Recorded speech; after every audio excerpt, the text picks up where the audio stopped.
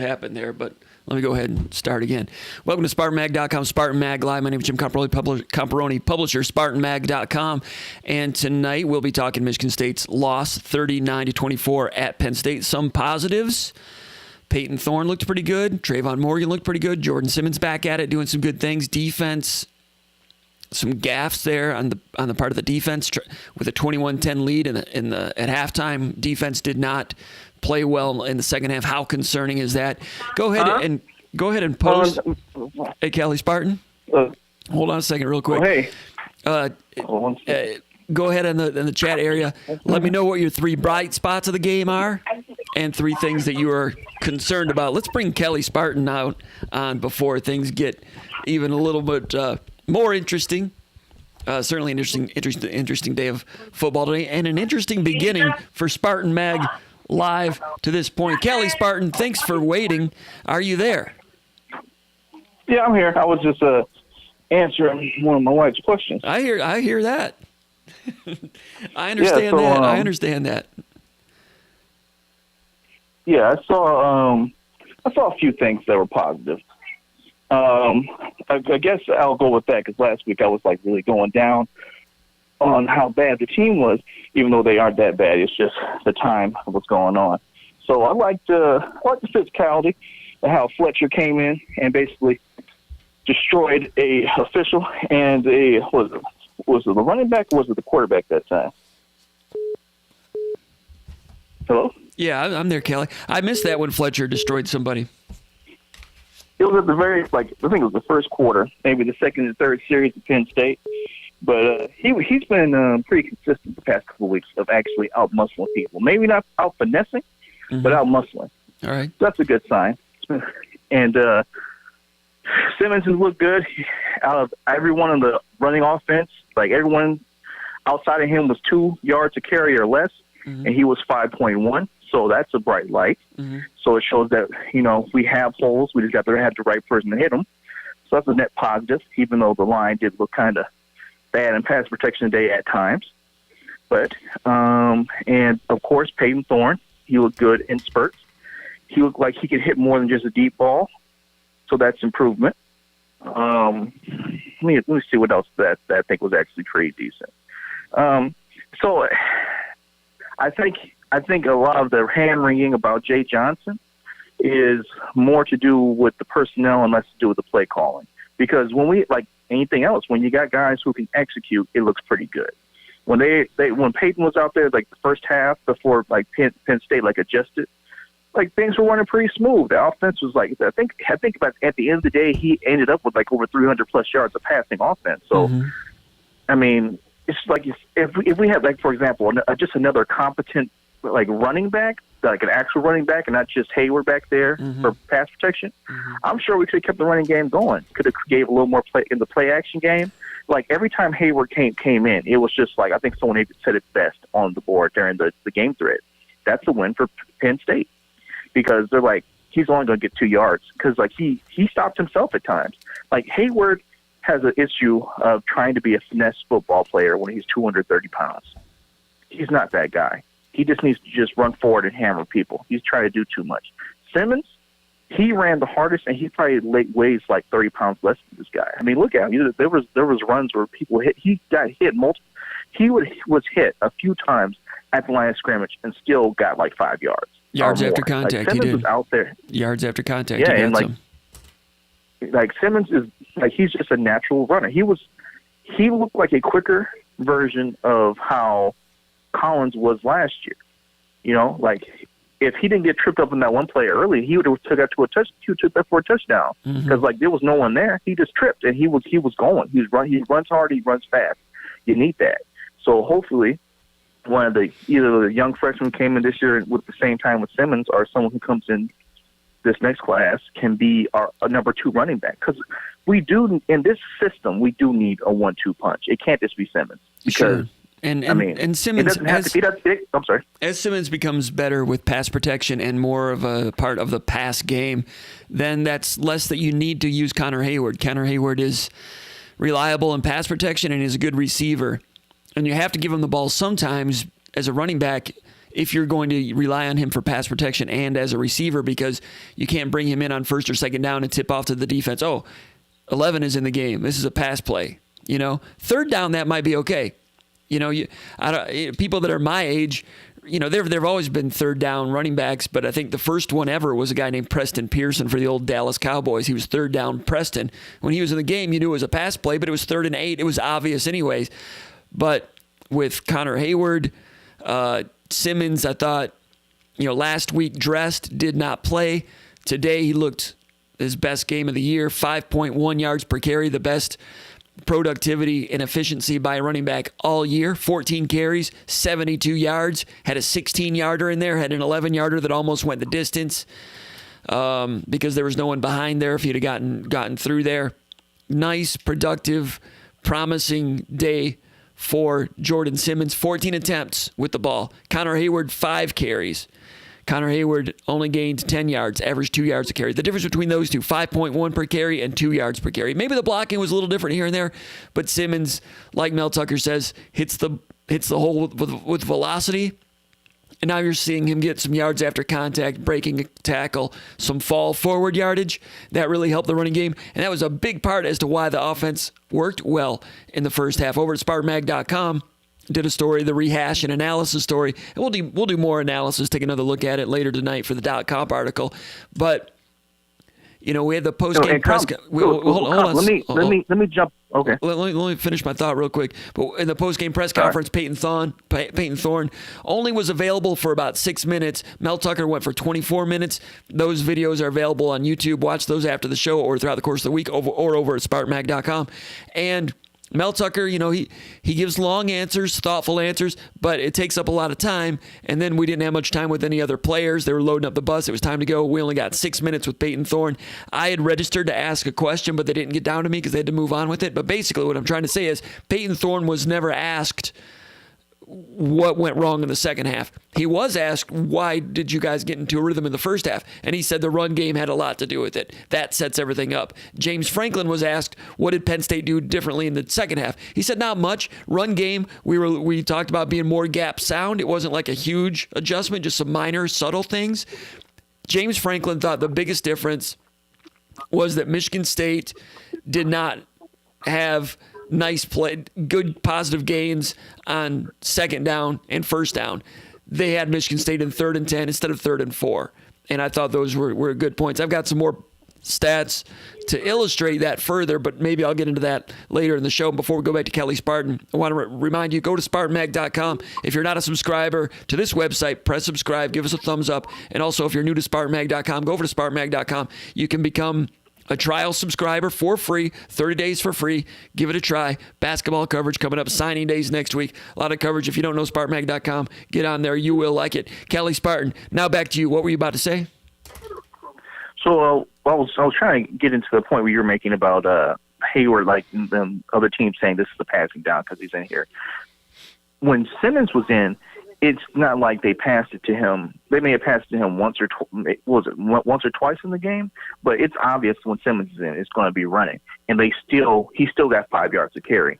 It's sure. Just my only point is Simmons is in there for they have Simmons doing a little bit of getting out in pass routes and a little bit with pass protection because he's playing so much. He has to be out there in those situations. I'm just saying if Hayward's in, you can't know for sure it's going to be a pass unless it's third down. Then you know it's pass anyway. But that's a little part of it. But I completely understand what you're saying. Simmons is a more productive back. He's harder for the defense. Hayward is easier for the defense. However, Hayward was really good against Northwestern. That's the perplexing thing. He was getting yards through contact against Northwestern, but his work share decreased today.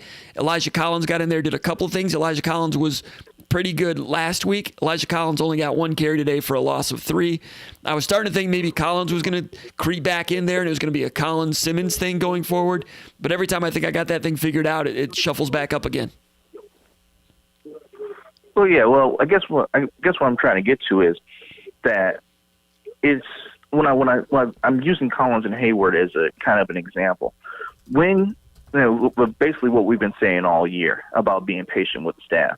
When you have the right players in the right positions, everything looks better.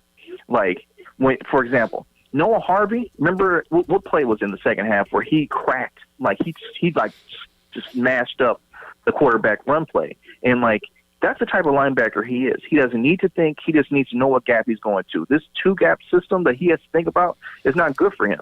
But you saw when he's open field, he has to worry about one hole. He hit it, and he hit it hard. So it's not to say that Harvey's a bad player. He's just not fit for the system. It's not to say that Hayward is a bad like offensive weapon. He's just not fit for the system where Jordan Simmons is. Now, when the offseason happens and we finally get the new recruits in, transfer portal kids in, it's not going to be perfect, but it's about fit. And I guess that's my ultimate point about my call today. There are good things in the team. It's just that we need, again, reiterating the same point, we just need guys that fit. They don't got to be super high at 5 stars or whatever because we've won with less. We just got to have guys who can do their job, who know how to do their job, and know how to execute in the scheme we're in. Because, I mean, we wouldn't have, we beat Northwestern and Michigan. They were ranked. They may not have been truly what they were, but we still won those games, mainly because those teams played into how our team is built to win games now, as opposed to how it used to be with the 4-3 defense and, being able to run power football. And it's just we're more of a finesse team right now. And until we get players that can fit that and maybe get a better line where we could play a little more power, this is just how it's going to be for a little bit. That's just my opinion, Kyle. What'd you think about Peyton Thorne today? I thought Peyton Thorne, he looked like he had potential. But he also looked like a freshman. You know what I mean? Like he made some he did that thing that you said a couple weeks ago where he needs to learn how to go to his left, because he always went to the right, He threw to his right exclusively in his first game against Indiana. I've not really charted it to see if he's gone away from that and evened it out more since then. I forgot to look for that today. As I look back at it, some of the plays. Well, he did that a lot in this game. He threw to the left into the cover 2 hole to Tyler Hunt the one time during the field goal drive. So that was to the left. Yeah, he evened it out more today. He threw a hitch out there to the left a couple times. So I think he did that. And, 22 out of 39, 325 yards. First half, 11 out of 13 for 202. And he at one point he completed, I think, 12 straight passes. So he was rolling pretty good there. I just finished doing the VCast with Conan Dyke, and in the article, the rehash and analysis article at SpartanMag.com, one of the main sub-headlines is, why did Thorne go cold? What happened? And it wasn't just him, it was the entire pass game. But different reasons for that, and we can talk about that a little bit more as we go. Anything else, Callie Spartan? Oh, no, I was just, Are you okay? Are you okay? You having a happy You having a happy holiday? Today's actually my birthday. Hey, so happy birthday! What birthday beverage? What birthday beverage are we reviewing today? 31. Okay. Oh, I guess I can give you guys a Scotch ranking real quick. Yeah. If you guys want to drink something different. Yeah. Where is that? So if you guys have been to Detroit, there's a what is it? The Detroit Brewing Company or Detroit Distillery. They have like this little whiskey gifts box set. It's like you get 3 different whiskeys for like $100, and it's pretty cool. So if you're down in the Motor City, go pick it up at Eastern Market. What's it called? Real quick. I gotta find the box, but Detroit Distillery. If you just Google it. Detroit City Distillery. If you Google it, if you're in the Motor City, they have a special right now. You can get 3 whiskeys for $100, and they're like special edition stuff. Oh, I think I just dropped you. Anyway, sorry about that, Callie Spartan. Anyway, we dropped him. I was trying to send a note to someone who just called a second ago. Here we go. Let's see who it is. Callie Spartan, one of our SpartanMag.com subscribers. One of the great ones. Putting it out there, the Detroit Distillery is his go-to. Call from Eric from Westland. To accept, press 1. To send a voicemail, press 2. All right, let's go out to Eric in Westland, Michigan. Westland, Michigan, that's hockey country. Eric, what's going on, man? Hey, what's going on, Comp? Welcome to the show. Thanks for calling in. Sitting here after the game. Good. Come on in. Let's see what's going on, man. What's on your mind? Michigan State loses at Penn State today. What'd you think? Well, you mentioned, three positives, three negatives. So I guess the positives for me would be, all the young guys getting in the mix. I think of all the offenses, probably like north of 80% of the offense was all freshmen and sophomores. You got Thorne. I think I read a stat that said Thorne was he broke the record for a freshman QB for passing yards in Michigan State history with 325. That sounds right. Yes. And then obviously Simmons looks awesome, and Morgan finally made some plays, and then that triple coverage was awesome. Yeah. So that I think those are just some great positives. The offensive line looks good in the first half, but then the second half, Penn State made some adjustments, started bringing more heavy blitzes, and I don't think they could really account for some of those. And you could tell Thorne got rattled. He wasn't comfortable anymore in the pocket. Mm-hmm. He's throwing balls and throwing off his back foot maybe sometimes, and they definitely rattled him there. And then going to Hayward just, to me, didn't really make any sense. You have Simmons, who's a hot hand, and then all of a sudden you switch it up. And I never really – I know he came out that one play because he had turf in his face mask, but it just seemed like they were in a rhythm with him, and then all of a sudden he, comes out. And so I don't really know what was going on there. But yeah, it's just I don't know, I feel like some of the coaching, so I guess going to the negatives, some of the coaching decisions, I guess, were a little bit of a head scratcher for me. You had, the play that ended up working out for State, but to accept the penalty, rather than forcing, I think it was it would have been a 4th and 4, but then it ended up being a 3rd and 23, which they ended up, Clifford missed the guy who was open, but they could have gotten the first there. I don't know about that coaching decision. Obviously, the lack of adjustments in the second half, you would have liked to see a counter to Penn State's adjustments. Some of the weird, penalties at the very end that seemed kind of like lack of discipline stuff. And then you had, the weird punt penalty. I don't even know if that was a legit thing or if that should have been called like that. But, so I don't know. I don't feel great about some of the coaching things. Special teams just still don't feel great about that. I guess I'd like to hear your thoughts on some of those comments. All right. And let's see. You touched on a few things. The freshmen, a lot of the productivity was freshmen. Simmons, Thorne, Morgan. Obviously 325 for Peyton Thorne, 22 out of 39. Jordan Simmons, his best day, 72 yards rushing. And, not a freshman, but Matt Dotson getting back in the mix was good. But Trayvon Morgan with that touchdown, and then later had the pass along the sidelines at the last ditch drive that Michigan State was trying to put together. But again, just put it up to a spot and let him go get the rebound, basically. And Peyton Thorne says, he looks forward to gaining more and more of a connection with him. He said that Trayvon Morgan's been playing really well in practice. Mel Tucker said that also, especially in the last couple of weeks. Now, Trayvon Morgan has been on the travel team. He dressed and traveled at Michigan, at Iowa, and he's been dressed for all the home games. Other scholarship receivers have not dressed. So, and I tried to watch him during warm-ups just to get a read on him because we've never seen him before, right? We saw him in high school, had injuries as a junior, then senior year in Ohio, had a great senior year. And Josh Hemholt, to his credit, elevated him to 4-star status based on his senior year in high school. Then his freshman year at Michigan State got hurt again, and he had a history of injuries. So Peyton Thorne said, last year we didn't even have Trayvon Morgan on the scout team. So this year, he's been back out there, no spring practice. The first time, really, he's been in Michigan State practice gear started this year. So he's a redshirt freshman, but really he's still a rookie. But we talked about him on SpartanMag Live. I think we talked about him here on our very first call-in show. I don't know if you were here or not. But before the season started, there were some pictures that had come out, and there was a picture of Trayvon Morgan, and I put it up here on the screen, and we're looking at it.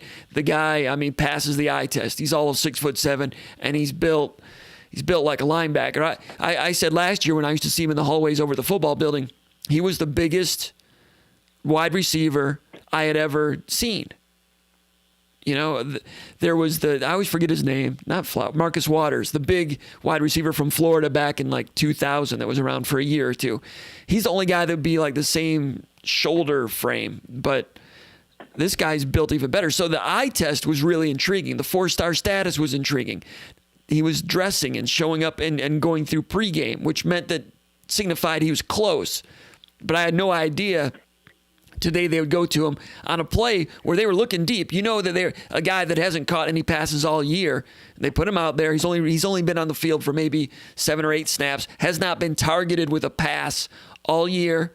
And the one time they go to him, it's like just on the edge of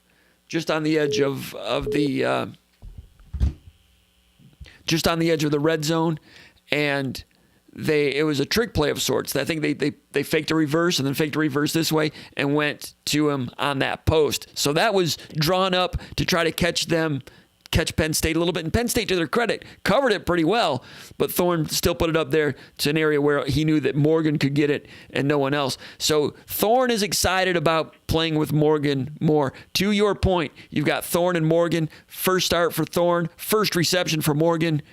Both freshmen, and both are showing a little something. And in some cases, both of them showing a lot of something. You're talking about some of the penalties. You know, Matt Carrick was involved in that personal foul there at the end of the game. Michigan State was down 15 points. 4 minutes to go. They were getting ready to go for it on 4th and 8 at their own 19-yard line, and that backed them up, and they had to punt it. But, you know, Thorne was asked about it, and he said he didn't really see it. And he's the only player we got a chance to talk to, and we didn't get to ask much about that. But whatever happened there, you're down 15. Very little chance you're going to win, but you still have a little bit of a chance, and you have to be perfect, and you cannot let that happen. Matt Carrick did some good things earlier in the game, but then had trouble on that one. Also had trouble on some others. Matt, I'm going to go. I'm going to bring in Big Moby. Call from Ron Armstrong. To accept, press 1. To send a voicemail, press 2. Hey, Matt, out in Westland, thanks for calling in. We got Ron Armstrong, Big Moby. He's one of the favorites over at the Underground Bunker message board. Also, a very valued contributor to everything at SpartanMag.com, and he's a good friend. We're always glad to hear from him, former Michigan State defensive back, Ron Armstrong. Big Moby, welcome to Spartan Mag Live. Thanks for calling in. We're just pouring over the details here a little bit. Michigan State showed some good things. In some ways, it feels like the season should be over. In other ways, it feels like it's Game 7, which it is. And I'd like to see another one, Ron. How you doing, man? Hey, pretty good. How are you, Comp? Hey, you know, in a lot of ways, I'd like us to get another game. Yeah. I'm at the point where the results are kind of, you know, you want to win, obviously, but we just need snaps, and we need to see what guys can help us and, you know, kind of give the staff a better idea of where we need to kind of fill in some holes with the transfer portal or recruiting or whatnot. But anytime we can get more live reps with this team, I think it's a good thing. You know, you just got to kind of temper your expectations and sit through some of the good, bad, and the ugly, if you will. Mm-hmm. I agree. And after the game, Mel Tucker was saying, we just want to find out who we're playing because we do have, there's staff members that are getting on the next opponent right now, and there's no opponent to get on. So as of right now, there's people over there working, looking at 4 different possible opponents. They're working on it right now, trying to get things ready for tomorrow morning. There's a chance tomorrow morning the word may come down that all the games are canceled, that they'll only play the Big Ten championship game and all the other crossovers are canceled. We've heard some rumors in that regard as we record this on Sunday night. I'm with you, and Mel Tucker's with you. He'd like to play another game. If you're interested in Michigan State's development, if you're interested in player development in the program, adding layers, whether they win or lose, you want to see another game. You want to see Peyton Thorne go out there and get another start. I think he grew today because his beginning was not good, but he got into a little bit of a groove. And I assume if Rocky Lombardi's healthy, then Thorne would be starting, but I don't know that for a fact. I would like to get that question answered for a fact. And I'd like to see the defense bounce back after blowing some gaskets today with some freshmen a couple times. like to see if they can get those screws back tightened up, because defense was good through the first 5 games of the season in a lot of ways. I mean, it got away from them a little bit against Iowa, but that was just kind of a train wreck with the turnovers. But the defense is always, per play, has been pretty good. The last 2 weeks, not so much. Ohio State, understandable. Today, not as understandable. Couple of mistakes, freshman mistakes, but I think some of it was. I mean, Dotson's a top end guy, and I think what you're seeing is when we go out there and we face top end guys, they can have some success. And I think you saw that. I think if you watch the game, he was the best player on the field. And I think second half Penn State made a concerted effort to get the ball in his hands, and it paid off. Mm-hmm. But back to Peyton Thorne. I'm reminded of what one of my good friends said. He's in the music business. He said that every artist has one good song. And if you look at Peyton Thorne, what it looked like in the first half was, he was in his comfort zone, and I think Penn State came out and they changed the picture on him a little bit, and it took him out of his rhythm a little bit in the second half. And I think getting him more snaps where, he's comfortable, and when teams make adjustments, he still can play at a high level and able to, deliver the ball where it needs to go and on time. So that's just growth. And I mean, when I was watching the game, he looked like a kid that, are we having this discussion, if we had spring ball, we had summer where those guys are all getting reps in. Because it's clear that you can tell he has something with Reed, something special with Reed. Mm-hmm. And it would be nice if these guys would have had a spring and a summer to get out there in the backyard and throw the ball around. We just didn't have that. And so, heck, I'd like to see another game. That's another week of practice that we don't have to wait until, March to get back out on the field. That's another, how many snaps, 70 offensive snaps that we don't have to wait till September of 21 to have our team out there with live reps. I mean, I think it would be great for our development. We get another game in. Absolutely. And I'd like to see them play Maryland. I don't know what Maryland did today, but that'd be a good opponent for Michigan State to see if they can divide themselves there in the Big Ten East. Another thing to remember here, it's pretty clear that the 4 best teams in the Big Ten are Ohio State, Indiana, Northwestern, and Iowa, right? And Michigan State's the only team that played all 4. And Michigan State played all 4 consecutively. And when Penn State's playing like this, they're close to being in that range. They don't quite have it all buttoned up, but this is a different Penn State than the Penn State that lost to Nebraska and lost earlier in the year. They're not great, but some of that talent flashes, like you said with Dotson. I was watching some of their games last week to get ready for the pre-snap read, and they said that Franklin and the coaches on some of those telecasts, Franklin and some of the coaches were saying that Dotson was getting close to becoming a KJ Hamler type of threat for them. Not there yet, but similar. And I didn't really see it in the games leading up to this. Maybe I didn't watch every snap of the entire season, but you saw some of that today. Not exactly like KJ Hamler. Hamler's a different type of player, but Dotson as a featured receiver in this conference as part of a roster that has couple of dozen of 4 stars, maybe 3 dozen 4 stars. He showed some of the. He's risen to the top there in a talented pool, and had an impact today for sure. Go ahead. I'm sorry. Go ahead. I didn't want to. I wanted you to say what you were going to say. I think if you just look at the game, you could see where we're just missing one top end guy here or there. Like, if we need a pass rusher. I mean, there's so many times where we could have just gotten off the field. Just we're missing 1 or 2 guys that can make a difference between, stopping the momentum and losing the game. And we just couldn't get that one stop or make that one play. And that's where, or inside our center guard, our guard center, in the middle there, it's a little soft. And I think you could just see where, when we had to have it, we're just missing somebody. And interesting point about the pass rush. Jacob Panashuk, pretty solid player, not the most highly productive player, but you don't really miss him until he's not there. And Camper is serviceable, and Beasley, giving good effort and productive in some ways.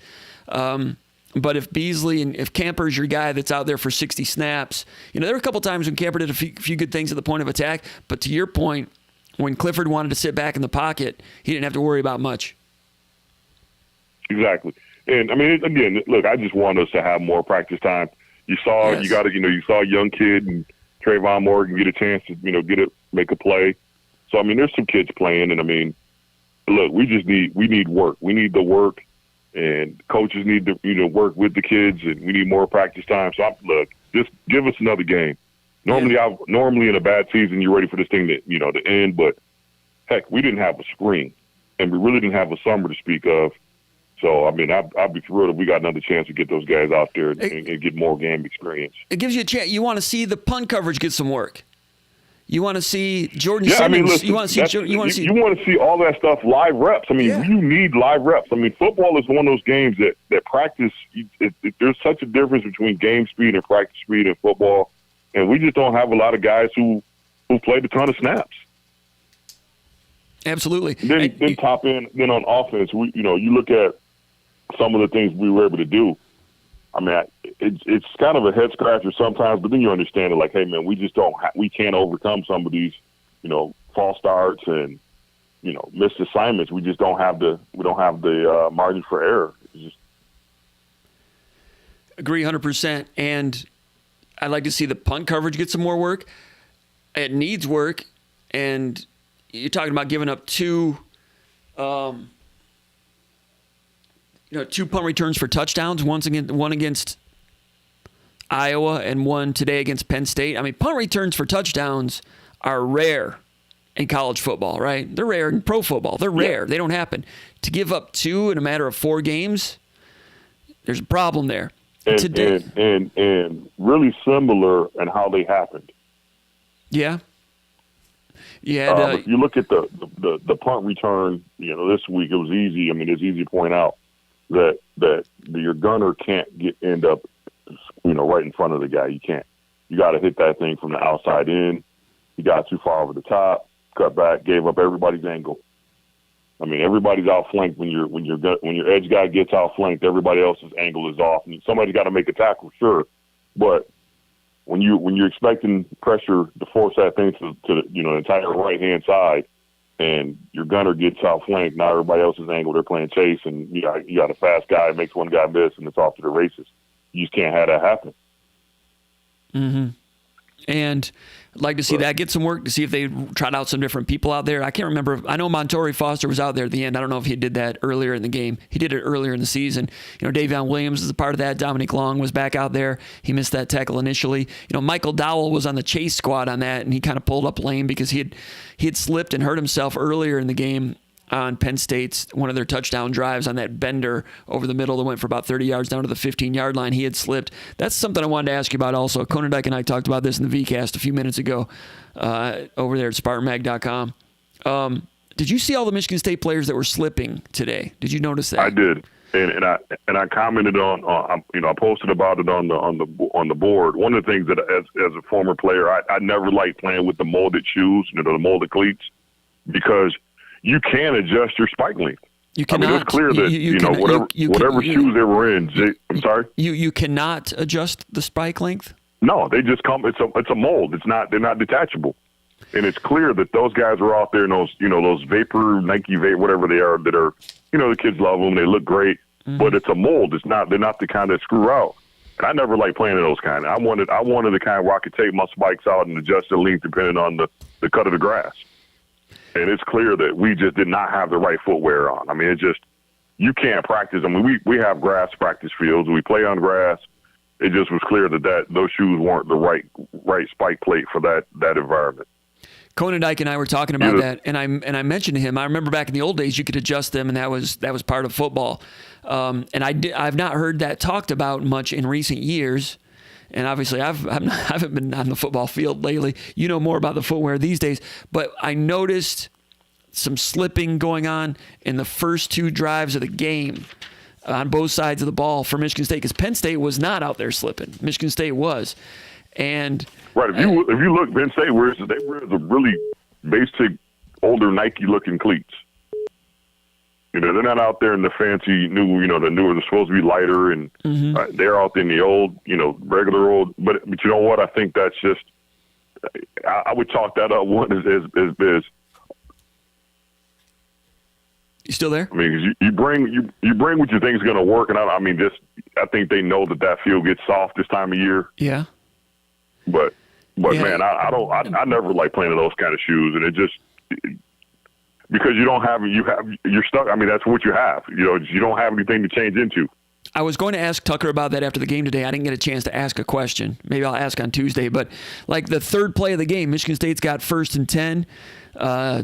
Penn State brings a 3-man rush, and the right guard, Matt Carrick, is beaten and ends up being an incompletion. But anyway, Carrick, let's see, what happened on that? It was just a bull rush, and I made the quarterback. I can't remember if he got rid of it or if he was sacked for a loss of 1. Anyway, Carrick on that one is like playing pass protection, and the defensive lineman bull rushes him and literally puts him on skates, and he's sliding backwards. Carrick, if you go back and look at it, both feet are down, his heels are down, and he is like getting pushed backwards. All right.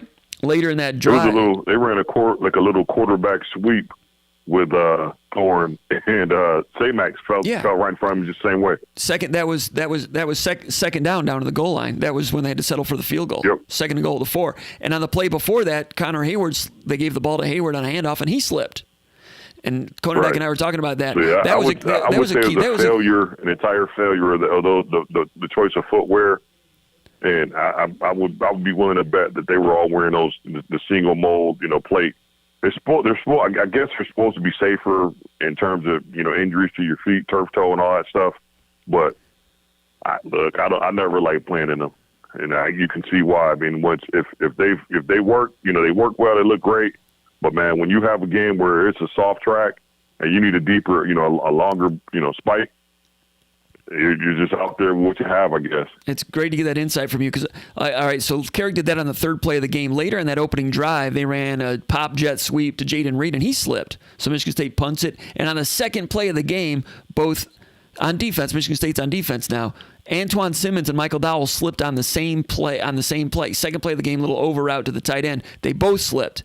And I was like, oh, man. Yep. And then later in that drive, 8 plays later, down to the 9-yard line, Simmons slipped again down inside the 10-yard line. That was the play in which Michael Fletcher drew the holding call that took him back, and they ended up kicking a field goal rather than scoring a touchdown. But 4 different players, or 3 players, 5 different instances of slipping in the first 2 drives. I posted that on the live thread over at SpartanMag.com. I was like, they have a shoe problem among other problems, but it happened the entire game. In the old days, you'd see guys slip, and they'd adjust their cleats, and it'd go away. But it was a problem from the beginning of the game until the end of the game, straight through. Dowell slipped on that one that got out, and in the goal line situation, Hayward and Saymax slipping. It was a problem the whole game, and the shoes were a factor, and I appreciate your insight on that the molded shoes are not adjustable. And that's something that's going to go in their notes. And I don't even know if they've changed equipment people. You may know that. Have they changed equipment people since Tucker came in? Yeah, there's been a couple of different. Knickerbocker retired a couple of years ago. Yeah. And then a couple other guys. There's been 2 or 3 changes since Knickerbocker. Yeah, and with that being the case, I'm sure they pass along their notebooks, and they've played Penn State in cold weather up there on other occasions. But somewhere, I wonder if Knickerbocker or whoever were the previous equipment people are like, yeah, that we knew about that, but it didn't get. If it was lost in the translation. Here's the thing: Northwestern used to be the place where you had to, be ready to have a deeper cleat, because the field was always soft and it was a little bit longer. And to an extent, Notre Dame used to be as well. But I don't remember us ever having any issues with the soft field at Penn State. But then again, it's usually never this warm, this late in the year. So I don't know. I don't know if that has anything to do with it. But I don't ever recall Penn State field looking, going there and having that many issues with us. With shoes and footing and that sort of thing. All right. But, again, it's one of those things you write down and you put in your book, like, hey, okay. But real quickly before I let you go here, Comp, that's one of those things where you pack your game bag, and look, you pack your game bag, and you pack a couple pairs of cleats. You go out there in pregame, you try them out. So I don't know if we just didn't have that available. But that's not one of those things where, you should be out there sliding around, the entire game. It was odd. It's something you don't see in college football very often at all. You don't see grass fields anymore. Right. So it's that part of it is different, but you don't see an equipment, discrepancy like that. Failure like that. Yeah. And you should. I kept thinking, well, I'm sure they brought more than one pair. If they can't adjust them like in the old days, at halftime they get them. I don't know. I kind of expected them to go down to talk to the sideline correspondent and that person say they're all changing their shoes down here, and that never happened, never came. This is the most I've seen Michigan State people slip and fall, Michigan State players, since the 1996 Sun Bowl. Do you remember that when Michigan State lost to Stanford 38-0, Tyrone Willingham's team? Yeah. You may remember the day, you remember the score. If you went back and watched that game, you would see Michigan State and El Paso on some of the old-fashioned turf. That was still one of the old turfs. Michigan State was slipping and falling all over the place against Stanford that day. Wouldn't have made a difference in the score, but they were off kilter then and off kilter today, and it had an impact on the game. It did. And even if you don't fall, you start seeing, you lose your balance a couple of times. Now you're playing a little bit slower, and it impacts everything you're doing out there. Right. I want to mention one other thing to you in terms of pass defense.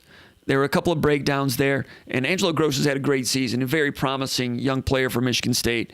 But, he was involved in a couple of things. I don't know if you've had a chance to go back and look at it, but Michigan State's or Penn State, the touchdown that cut the score to 21-18, second and goal, like the 8-yard line.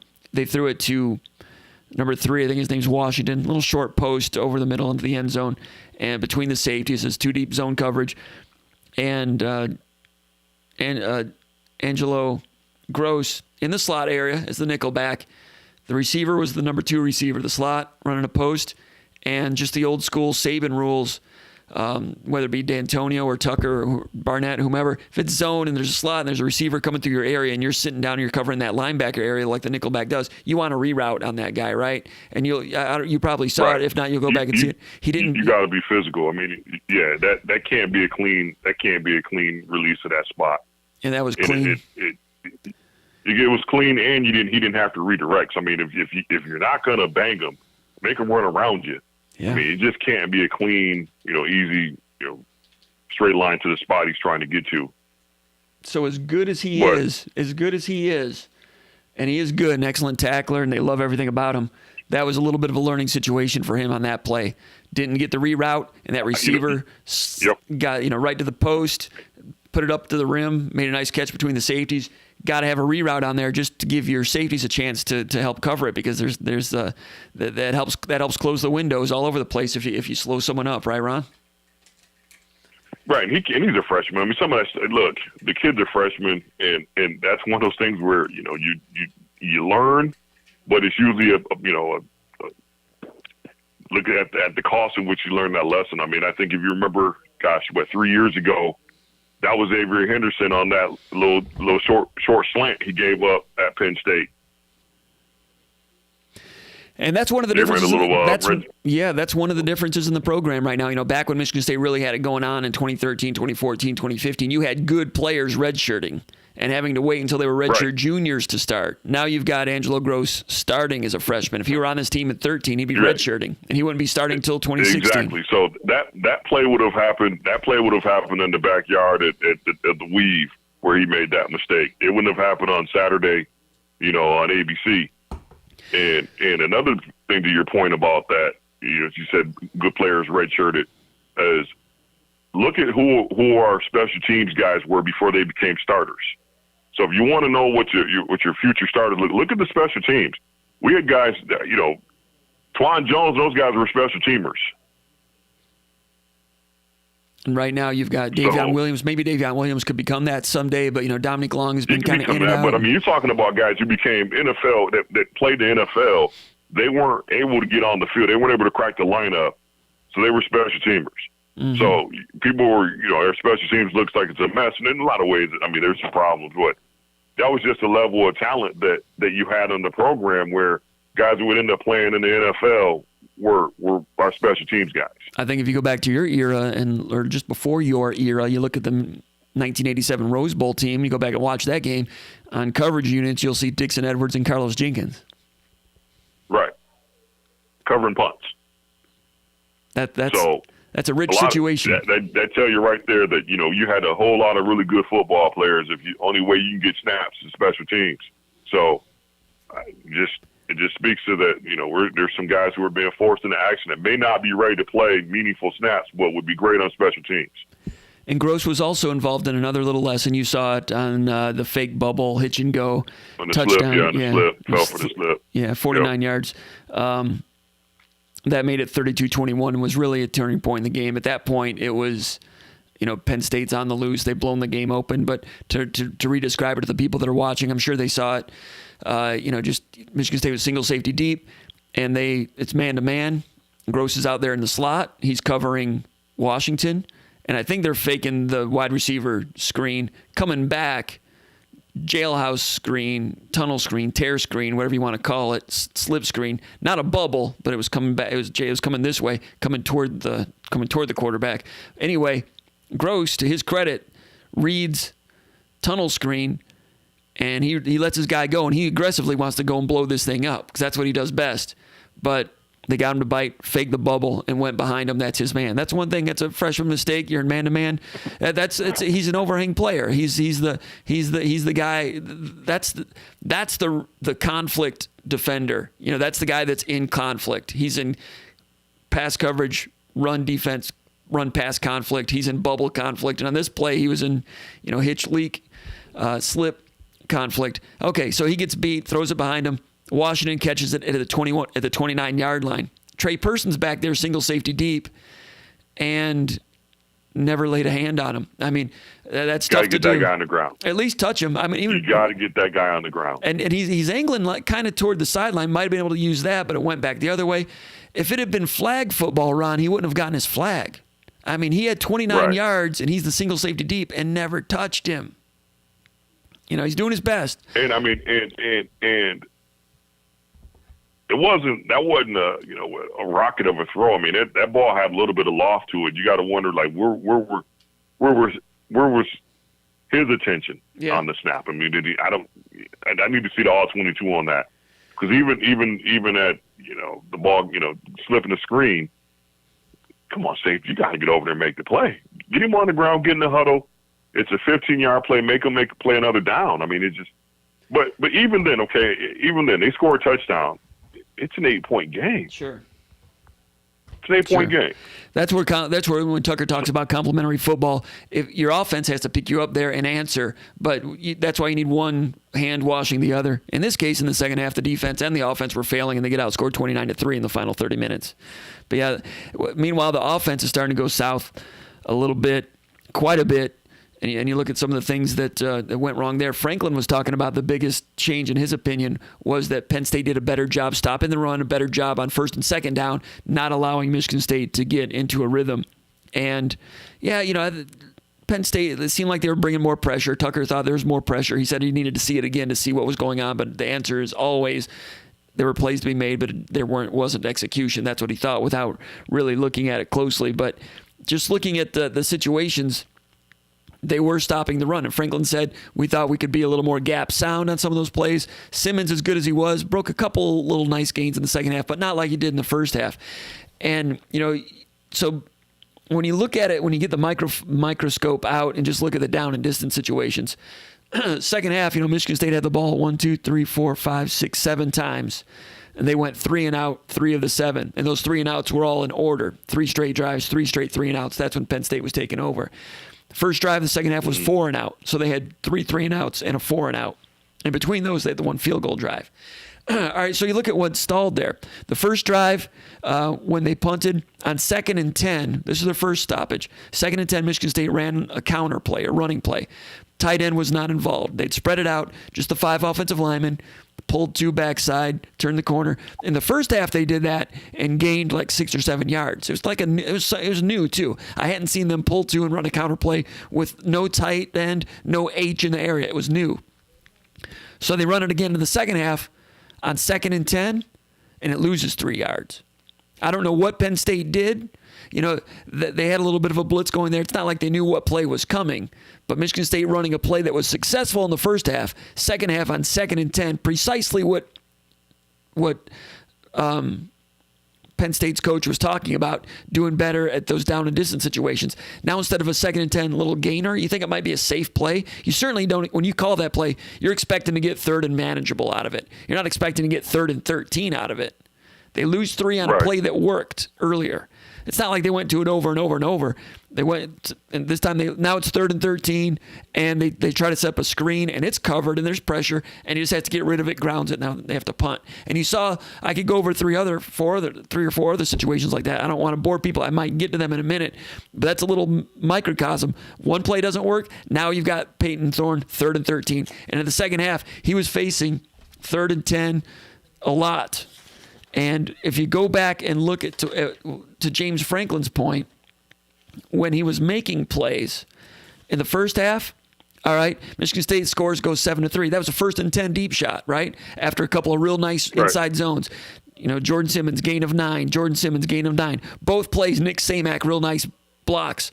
1st and 10, deep touchdown. Okay, the second touchdown drive, they go up 14-10 on the deep pass to Trayvon Morgan for 26 yards on the fake reverse, kind of a new trick play.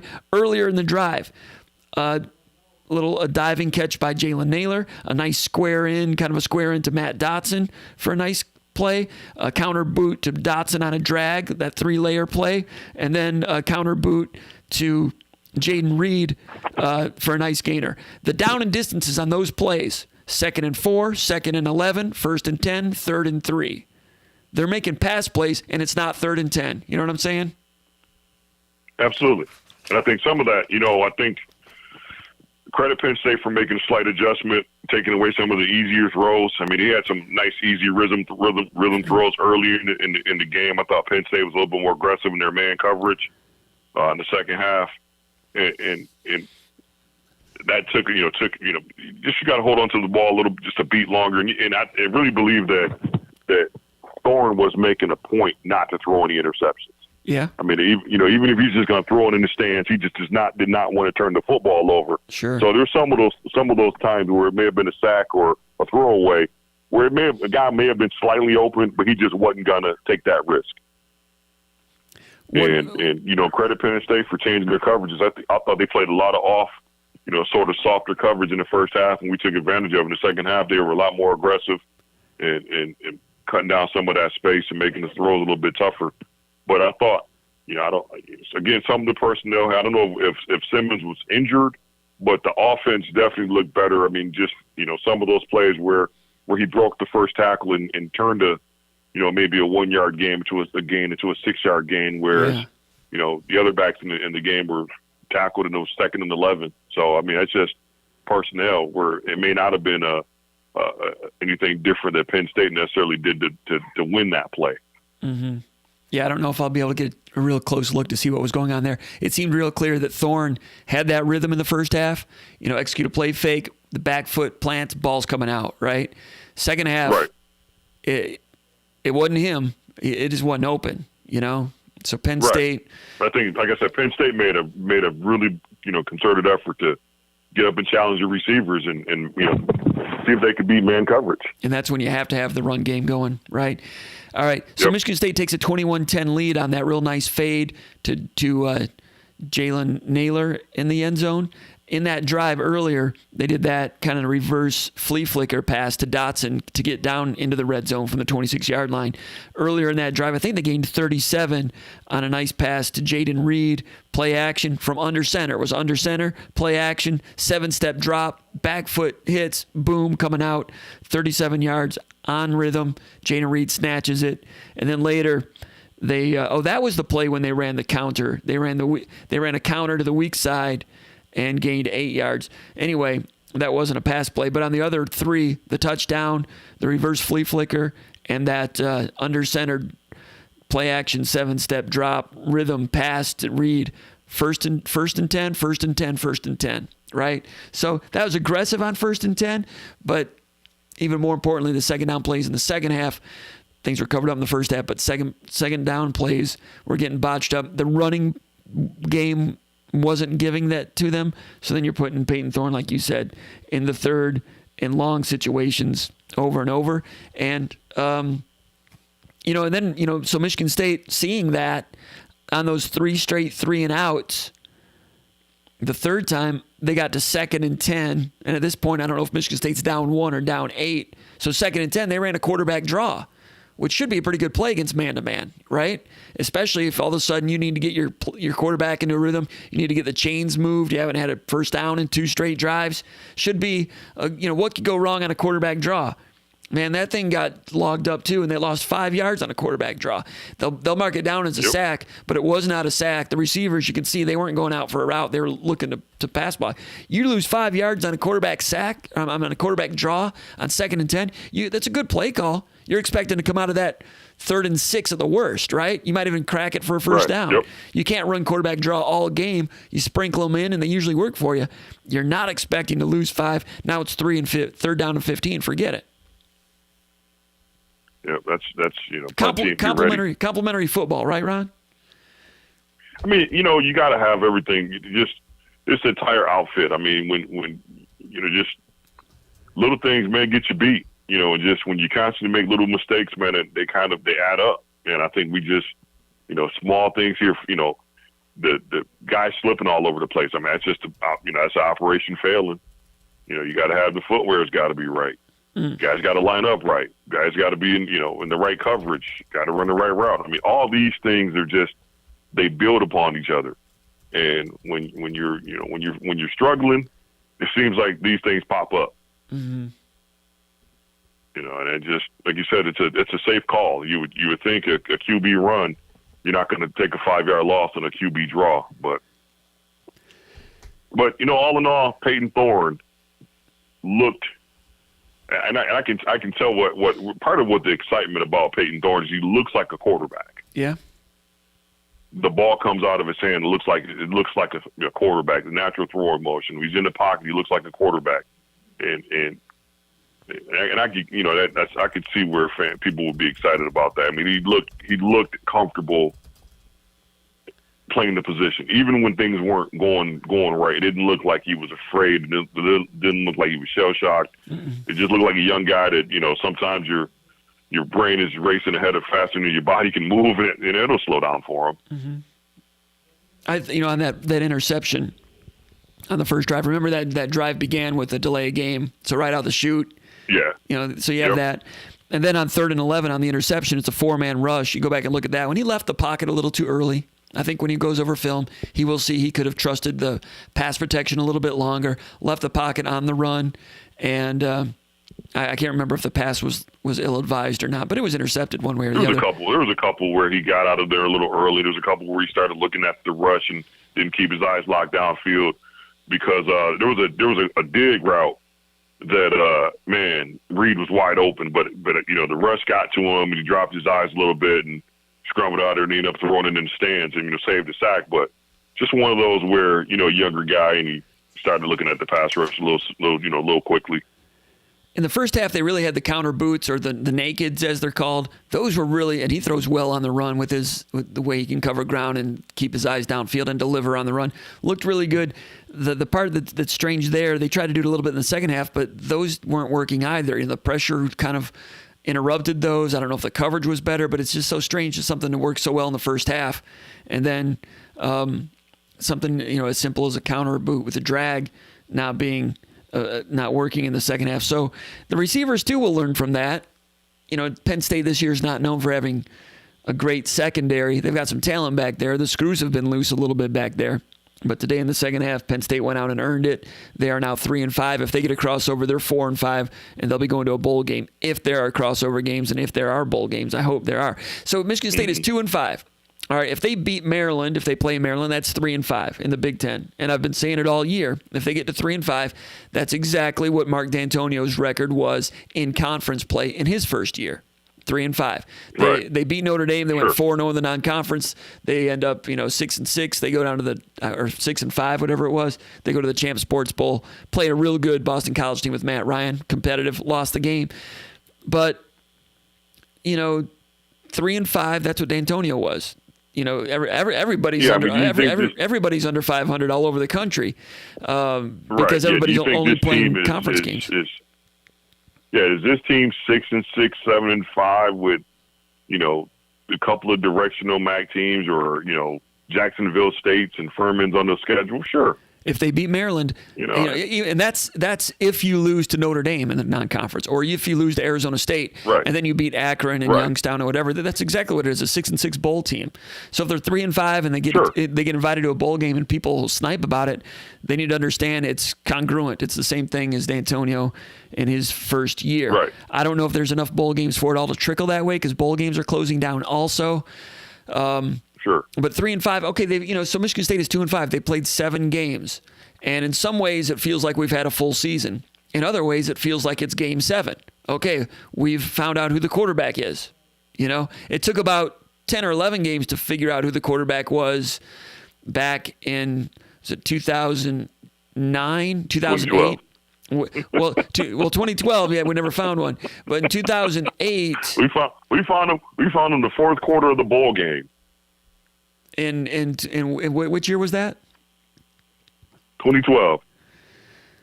Yeah, Connor Cook led the drive to beat TCU in the Buffalo fourth quarter Wild Wings bowl Bowl. game. And that was telling that they went to Connor Cook to finish that game. That was really telling. And then the next year, still, even so, Cook didn't nail down the job until week 5 against Iowa in 2013. Didn't nail it right. So it takes 5. It takes 5 games.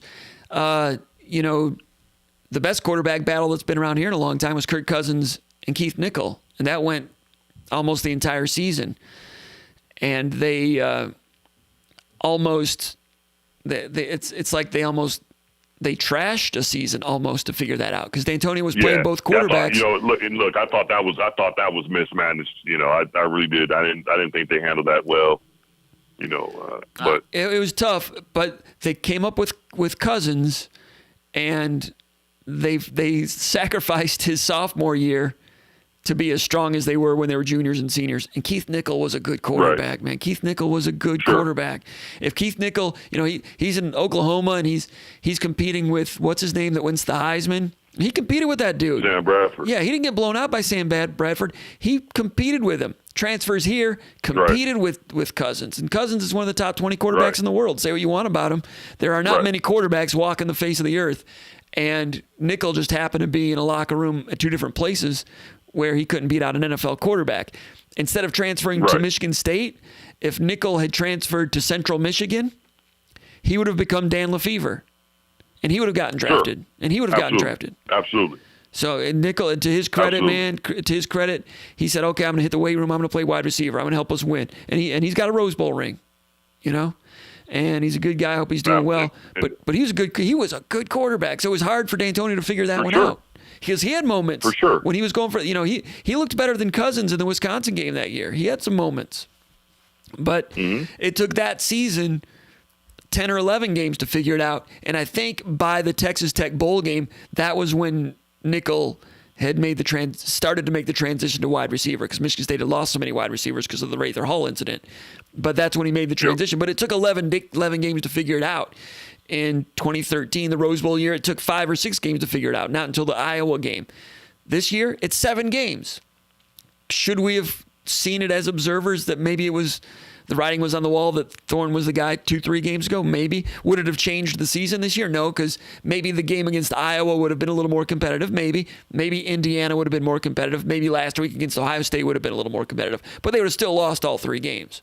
Nothing against Rocky Lombardi. The only argument that can be made is that we may be further ahead in the process. Yes. In the development of Peyton Thorne. Yes. For next season, you can make that argument, or you can make the argument that he goes out there and he becomes, one of those what's his name, David Carr situations where, what's the other Carr? The one that was at the Texans.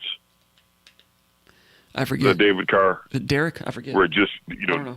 Derek Carr, one of the Carr brothers that just got abused. He never got his, he took so many hits.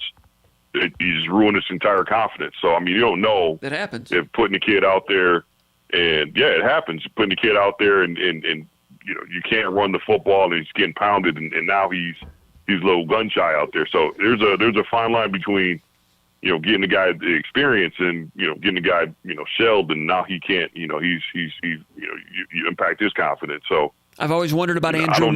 Remember when Andrew Maxwell played against Alabama in that bowl game, and he got knocked out in that game by Marcel Darius. And Andrew Maxwell had talent for days. Man, he had talent. Listen, don't know if we've had a better natural passer come through the program in the last 15 years than Andrew Maxwell. I mean, he just could throw the football, but just never could put it together. Mm-hmm. Well, that's why that's the point you make. Some guys get in there, and they run an IndyCar into the wall a couple times, and the machine never quite works the same mentally or whatever. I don't know. So it's taken 7 games to figure it out, maybe 5 games. That's why in some ways this season feels like, okay, you come out, okay, game 7. All right, Jordan Simmons is back. Trayvon Morgan's come out of nowhere. All right. Let's get Gross back out there, let him learn. And okay, let's play games 8, 9, 10, 11, 12. It's been a long season. I'm not saying I want that many, but in terms of the natural progression of a football team, yes. It just seems natural. This is another question. This is another question you have to ask yourself, Con. What's the mental focus of all these football teams like playing football games as late into December? I mean, football players are creatures of habit, man. Like this is a long year. Yes. That's what Krzyzewski was talking about earlier this week, and there are differences of opinion on that. You saw BC and Pitt say they weren't going to play in bowl games. Some of that is COVID related, but I think some of it is just these guys are tired. I mean, it's probably taking a toll on some of these kids, some of these teams. Oh yeah. I think it definitely took a toll on Michigan. I think you've seen them check out on the field a little bit, and I'm not blaming anybody, but a lot of people said at the beginning of the year when a team's goals start to slip away and you start getting finger pointing, then the next thing you know, guys, the discipline of we're going to stay in our bubble, don't mix with anybody else. People are going to drift out of that a little bit more. And then is that part of what led to some COVID positives at Michigan? I don't doubt that at all. Now you can say the opposite. What about Ohio State? They had positives also, but they're all in. That's true also. Now they're in Columbus.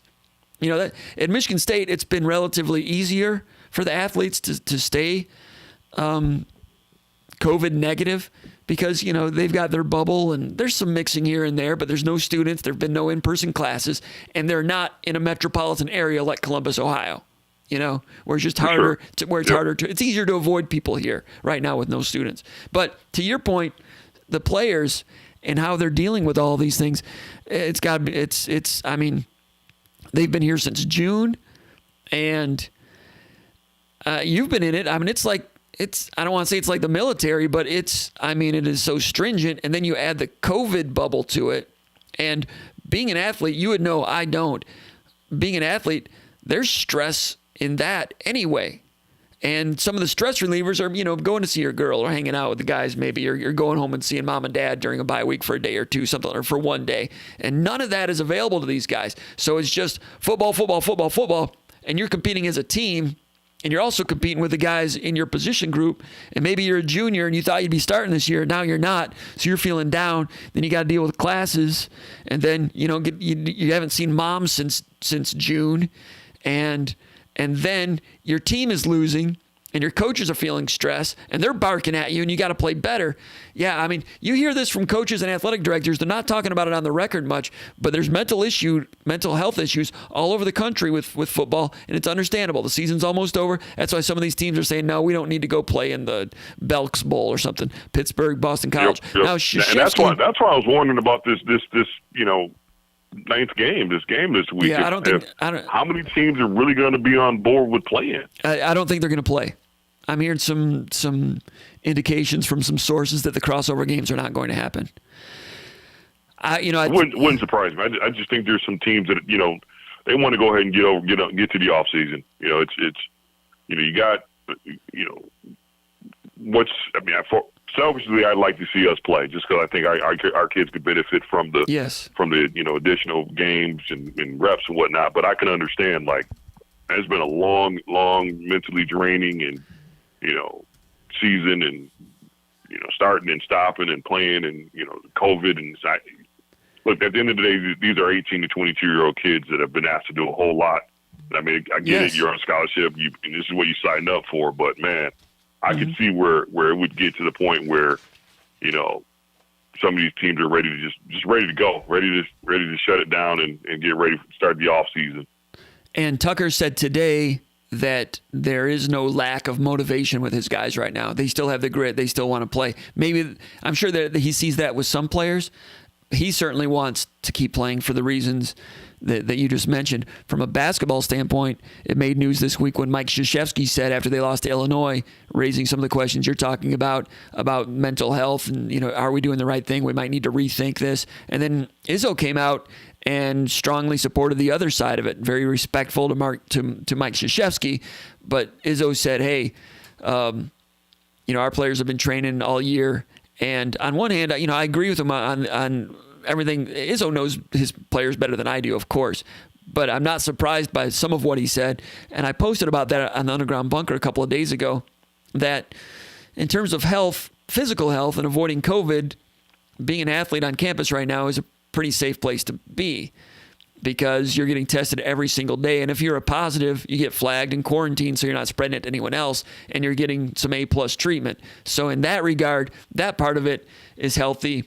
You've got football players at 120 schools across the country, 10,000 players roughly. So those 10,000 players have been in somewhat of a bubble since June. Some of them have gotten out, and there have been games that have been canceled, 20% of the games, but 80% of the games have been played. Meanwhile, you've got 10,000 players that are getting tested, are getting flagged, and they're not spreading it because it gets flagged. If there had been no football this year, those 10,000 people would have been back in their hometowns, and I guarantee a higher percentage of them would have tested positive, just because the percentage of positives in that age group nationally is a lot higher than it is with athletes. That's not why they did it, but I think that's one of the unintended positive consequences. It's not really a consequence. One of the positive aspects or repercussions of playing college football this year, those 10,000 people, I think it's been good for them, but it's probably ready for their season to come to an end. Basketball, those guys have been on campus almost as long. Their season's just starting. Duke has a lot of young players, and they're losing. They've never lost 2 home non-conference games in the same season in the Krzyzewski era, I don't think. They just lost to Michigan State and Illinois. So you got young guys. They've not been around mom and dad since June.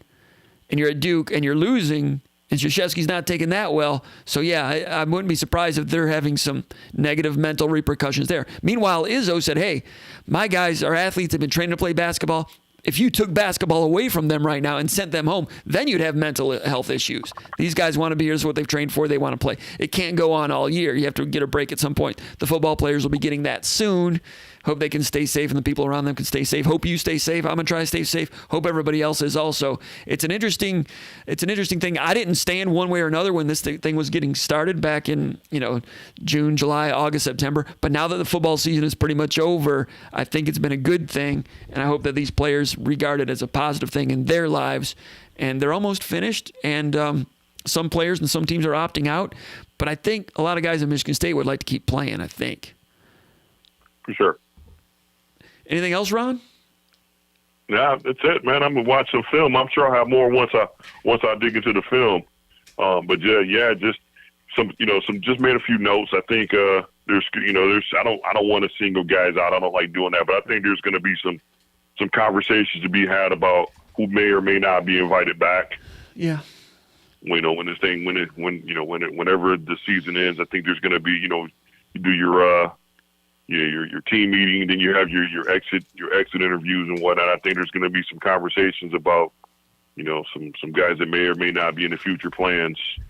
Sure, and they know who they are, and some of those guys are playing right now. If they want to, if they want to stay in the program, they're playing to stay in the program. They're trying to impress people, and that's part of this whole situation right now. Also, how many people in the transfer portal do you think Michigan State might bring in? I'm just wondering what your hunch, wild guess, because we're hearing a lot of talk about that. I think 8 to 10. I think 8 to 10 players is a big number. Yes. So I would set it at less than 8. Yes. 6 to 8 would be a number. Because you bring in 10 guys. I mean, that's a big number. That's almost a third of a recruiting class, a little bit bigger than a third of a recruiting class, and that's another 8 to 10 guys that you got to teach your system to, on top of the freshmen, and on top of it being a second year staff. So I would say 6 to 8, but you're expecting those guys to come in and contribute right now. So but these things turn. I mean, you don't have to have a dozen new guys. You need 3 or 4 impact guys.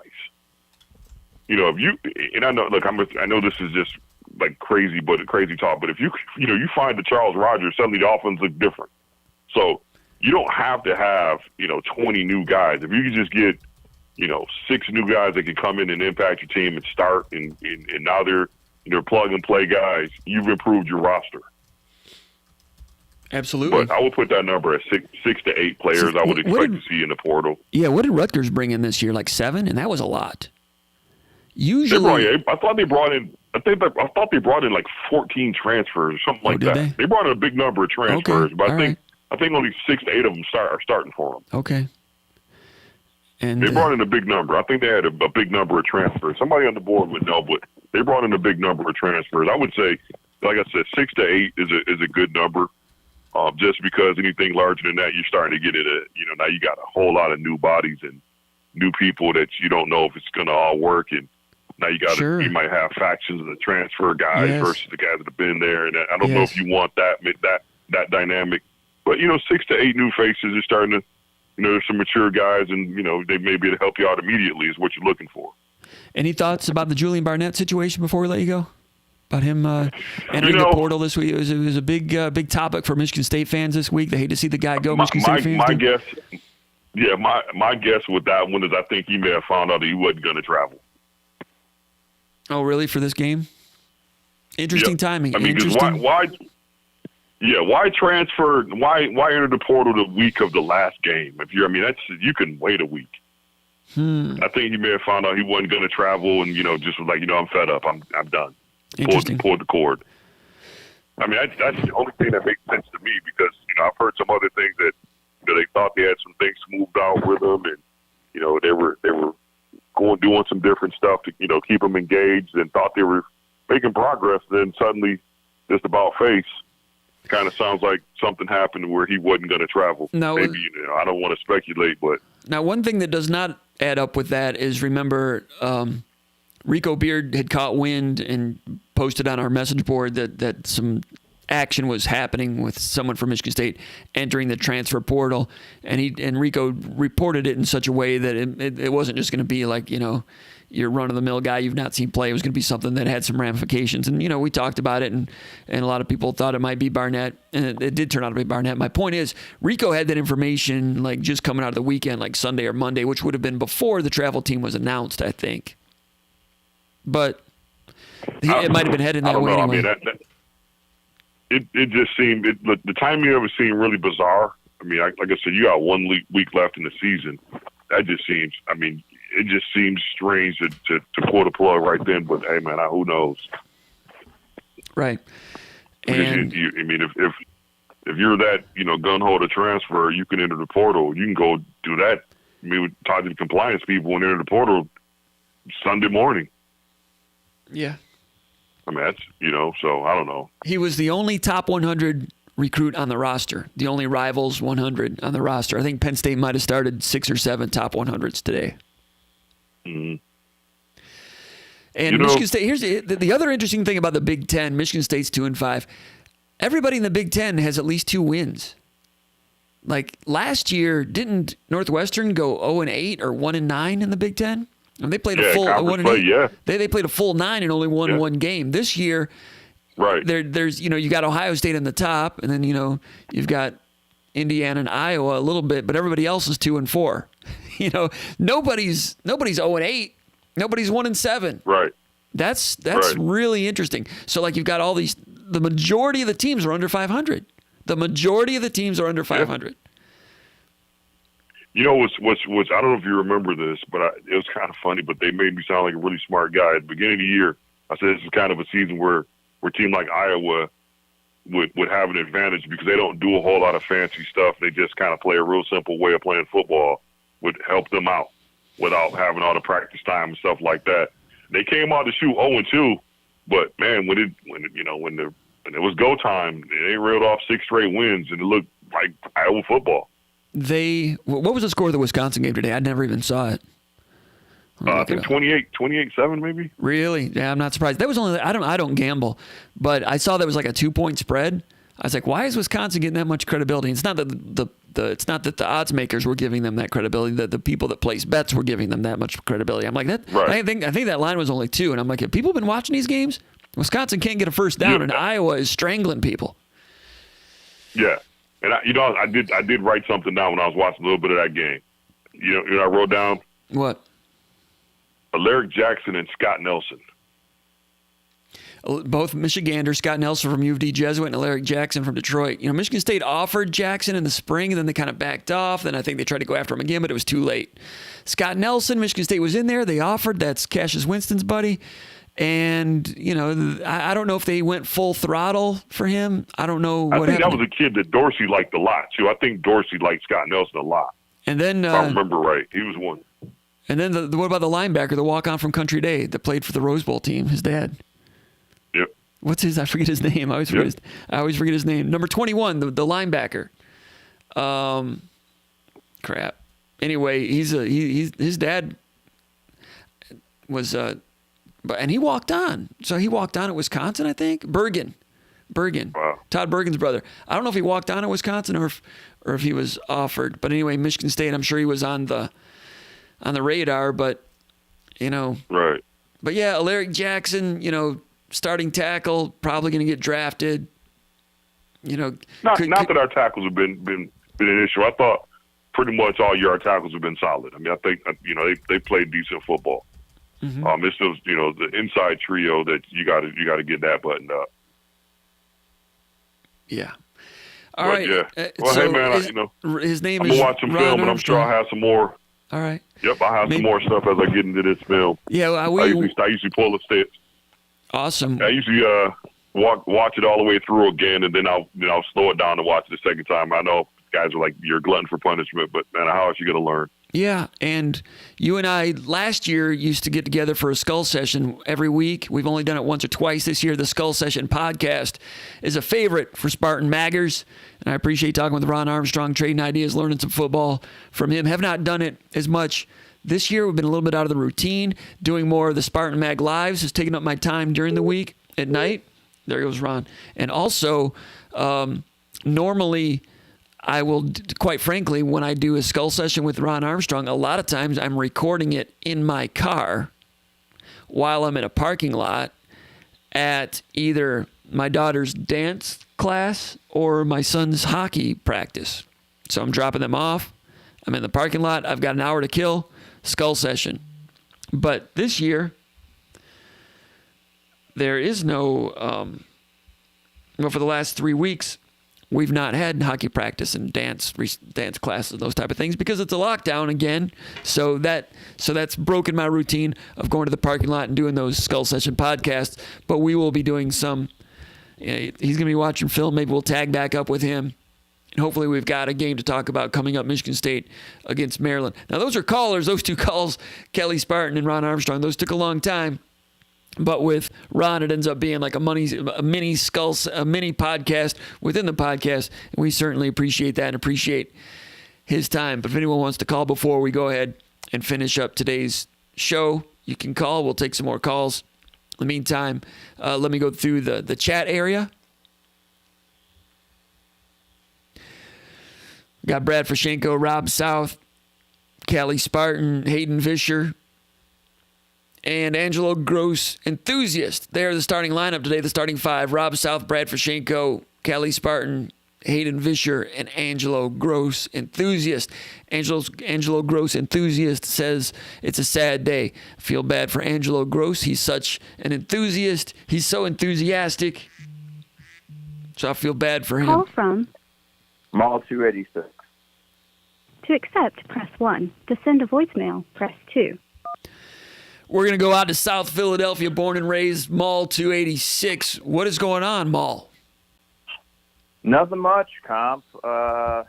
It's been a long time on the board, but this is the first time actually talking to you. Yeah. So thanks for having me on the show. How are you doing? Great. Thanks for calling. Thanks for being a regular on the Spartan Mag Lives with your comments over in the chat area and for being a subscriber to SpartanMag.com. You subscribe to SpartanMag.com, right?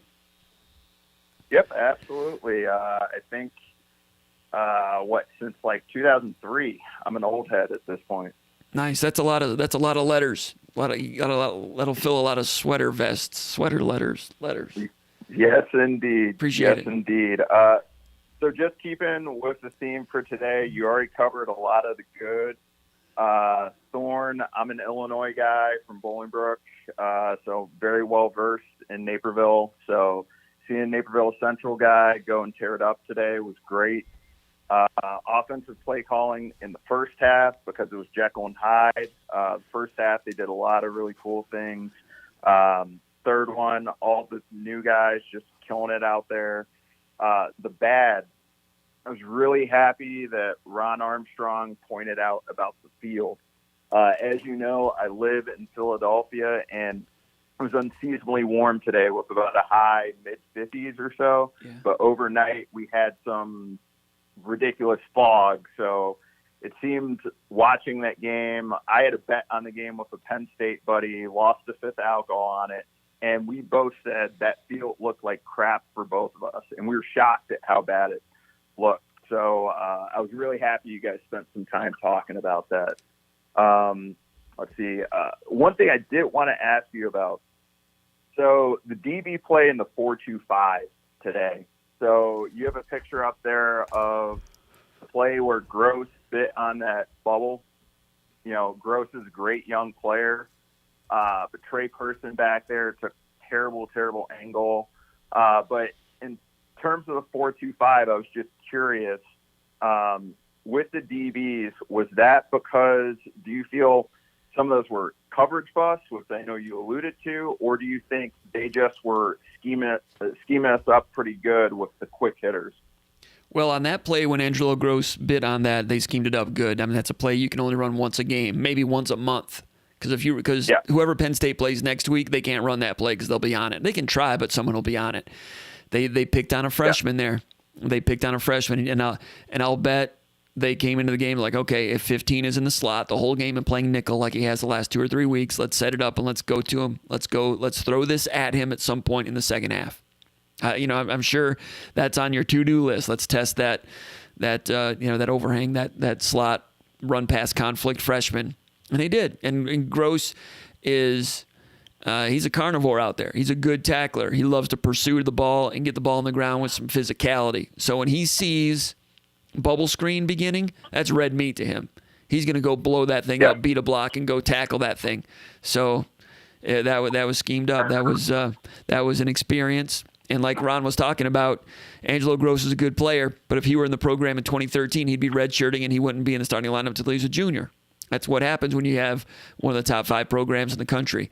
Gross is a good player, and that was a lesson right there. He learned a lesson. It's 85 scholarships these days. Nick Saban used to say that Woody Hayes used to say that for every freshman that you start, you will lose 1 game. Now, that was Woody Hayes back in the 70s when they had 130 guys on scholarship, and they would never play a freshman. But that was a good freshman, but they exposed his inexperience there a little bit, and they took advantage of his aggressiveness. Good aggressive player, but that was 7 points, and that was 32-21, and that was not the KO blow, but that was a standing 8 count blow. Yeah, absolutely. And just to follow up, since you just mentioned a boxing term with KO, TKO, in terms of this game, when I was watching it, and it's been alluded to on that board, everyone's really pissed off with the whole goal line series that you've talked about a couple times. 1st and 4, you have that Hayward play. He slips in the hole. That's dead on arrival. Samac slips on that QB power that was schemed up that would have gotten a touchdown. You're 21-18. You don't score there. And it seemed like the wheels kind of went off after that. Do you think the turning point was there, or do you think it was as soon as Penn State got that ball back and scored?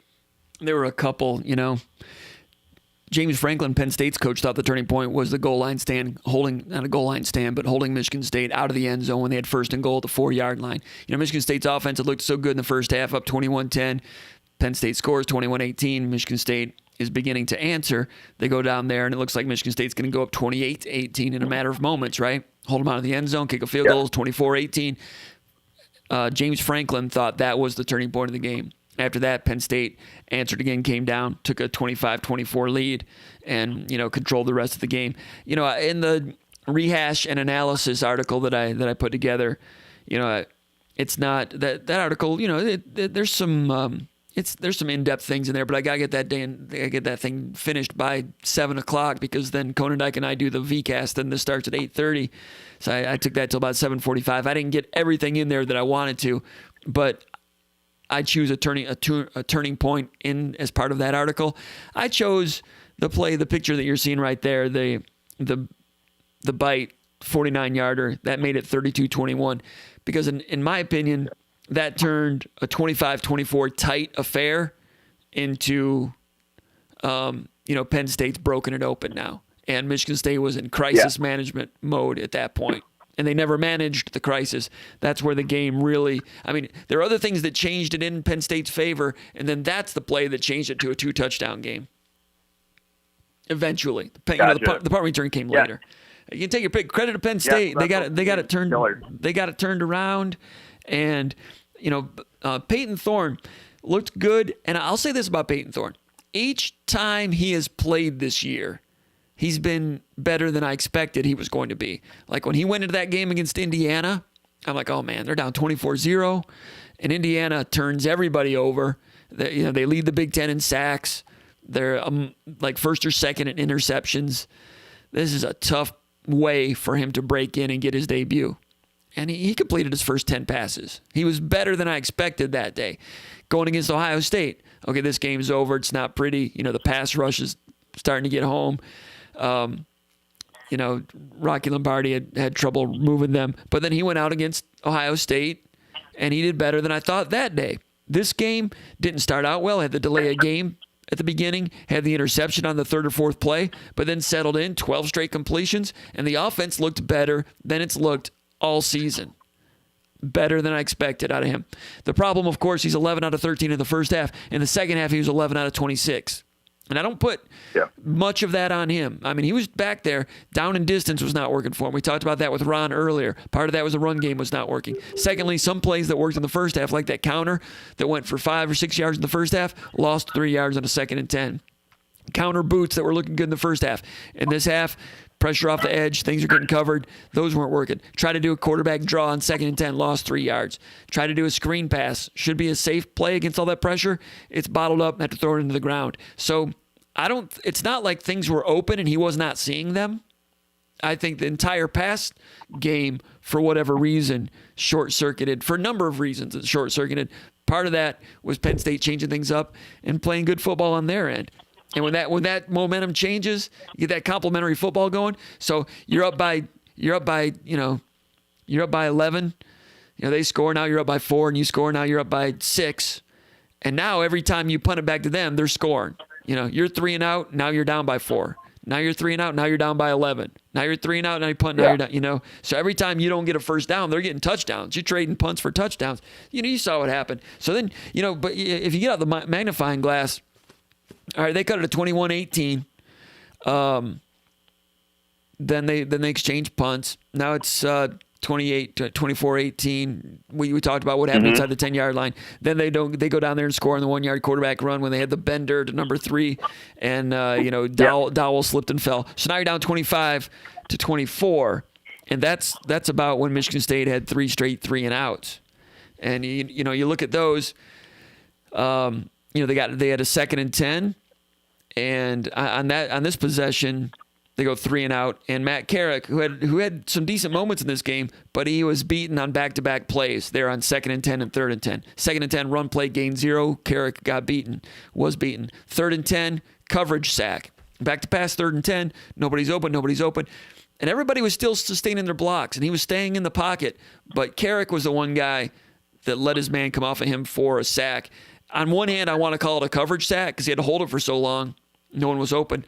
On the other hand, I'm going to charge it to Carrick because although it was a coverage sack, there was a possibility for Michigan State to just hold the coverage, and let him look.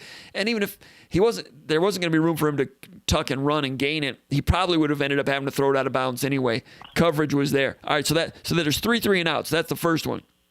Second one, I think they gained 4 yards on first down. Now it's 2nd and 6, and they ran a counter boot. That bootleg that was working so well in the first half, this time bootleg, he gets immediate pressure, has to ground it. Doesn't even attempt to pass, and it's not on him.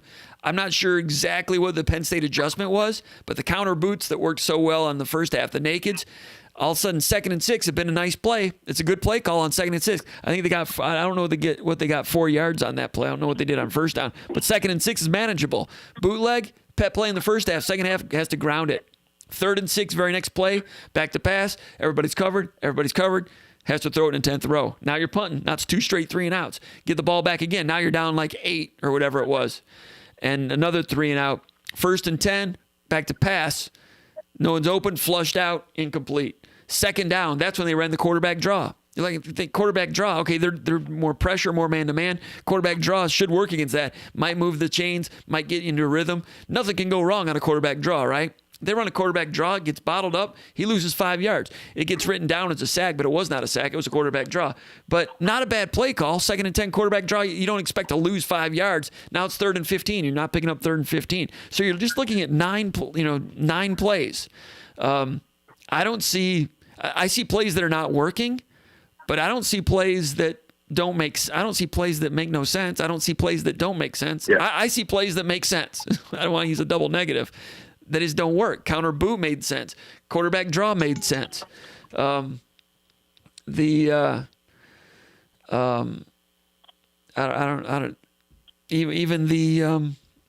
know what the route combinations were on the pocket pass attempts on those. It was tough. Penn State is, statistically their defense is pretty good this year, and it surprised me. I went back over the Penn State-Michigan game this week, and Penn State against Nebraska. That's a few weeks ago, and I looked at the Maryland game to see what Maryland did to get up on them, and there's kind of some fluke things going on, but in those games. But I looked at it, and I didn't think their defense was that great. There's some aspects that were okay. I thought their safeties were faulty. They were faulty against Maryland, faulty against Nebraska. I didn't watch the Iowa game much. I didn't think that would really pertain to this game, and I ran out of time also. But I didn't think their defense was great. And you look at the stat sheet, and it's like the number, I think it was their defense that was ranked pretty high. But today you saw their safeties make an error on that first deep post to Jalen Naylor, and I'm like, yep, those are the safeties. Yeah. And that's the type of stuff they did against Maryland. And and then Trey Mosley was open on a deep, I think it was like that hitch and go deep on the first play of the second drive. Yeah, he missed him and barely. Peyton Thorne missed him. And I was like, okay, that's the Penn State secondary I saw against Maryland. And then at some point that Penn State defense just changed. And Franklin said it was no big hocus pocus, just subtle adjustments here and there that they straightened out a few things, quality control things. And Michigan State could beat the faulty version of Penn State, but they couldn't do much against the focused version of Penn State. I don't know if focus is the right word, but Penn State kind of flipped a switch on defense a little bit. Some people will say, why did Michigan State get conservative, or why did Michigan State stop what they were doing? No, they used a lot of the same plays that worked in the first half. They just didn't work when they went back to them. And then they had some other plays that they went to that they had been saving, like everybody does. But I didn't see them get conservative, and I didn't see them going away from what had worked. I saw Penn State raising their level of play somehow, some way. Yeah, absolutely. Just a quick pivot. This is my last question. In terms of the team, I know you and Ron talked a little bit about the portal. We talked a lot about recruiting on the board and SpartanMag Lives, et cetera. But in terms of biggest needs on the team between what's committed, what we're looking at in the portal, what do you feel are the biggest needs on the team? Kind of the initial groups that pop off my head: linebacker, tackle, and then D-end. Would you say they're the same, and how would you rank them? Linebacker, D-end, and what was the other one? Offensive tackle. I would put tight end in there also, because we know, Oh, yeah. Jay Johnson's a big. It's funny you bring that up, because seeing Morgan, just the way he's built all year, and I think some people have postulated this on the board, whether or not, especially with how much of a specimen he is, and if he can block, if switching him to tight end might make sense, considering how loaded that wide receiver room is. I don't, 6'7", you got to be really thick to block at 6'7", because you have such a high center of gravity, and being a tight end, no, I think he's got a chance to be an impact receiver, and that wide receiver room is crowded, but let the competition start, Yeah, I think, and then I think he can be a very good blocker as a tight end, and as a wide receiver. And you need your wide receivers to be good blockers. Early in the year, Michigan State's wide receivers were not good blockers. They've gotten better. Jaden Reed had a good blocking game against Northwestern. But yeah, I can see the temptation there, but I'm not sure. Wide receivers moving to tight end, there's not a long list of that working out well that I can think of. I mean, Shannon Sharp, was he a wide receiver when he was younger? Hall of Famer. There's some like that, but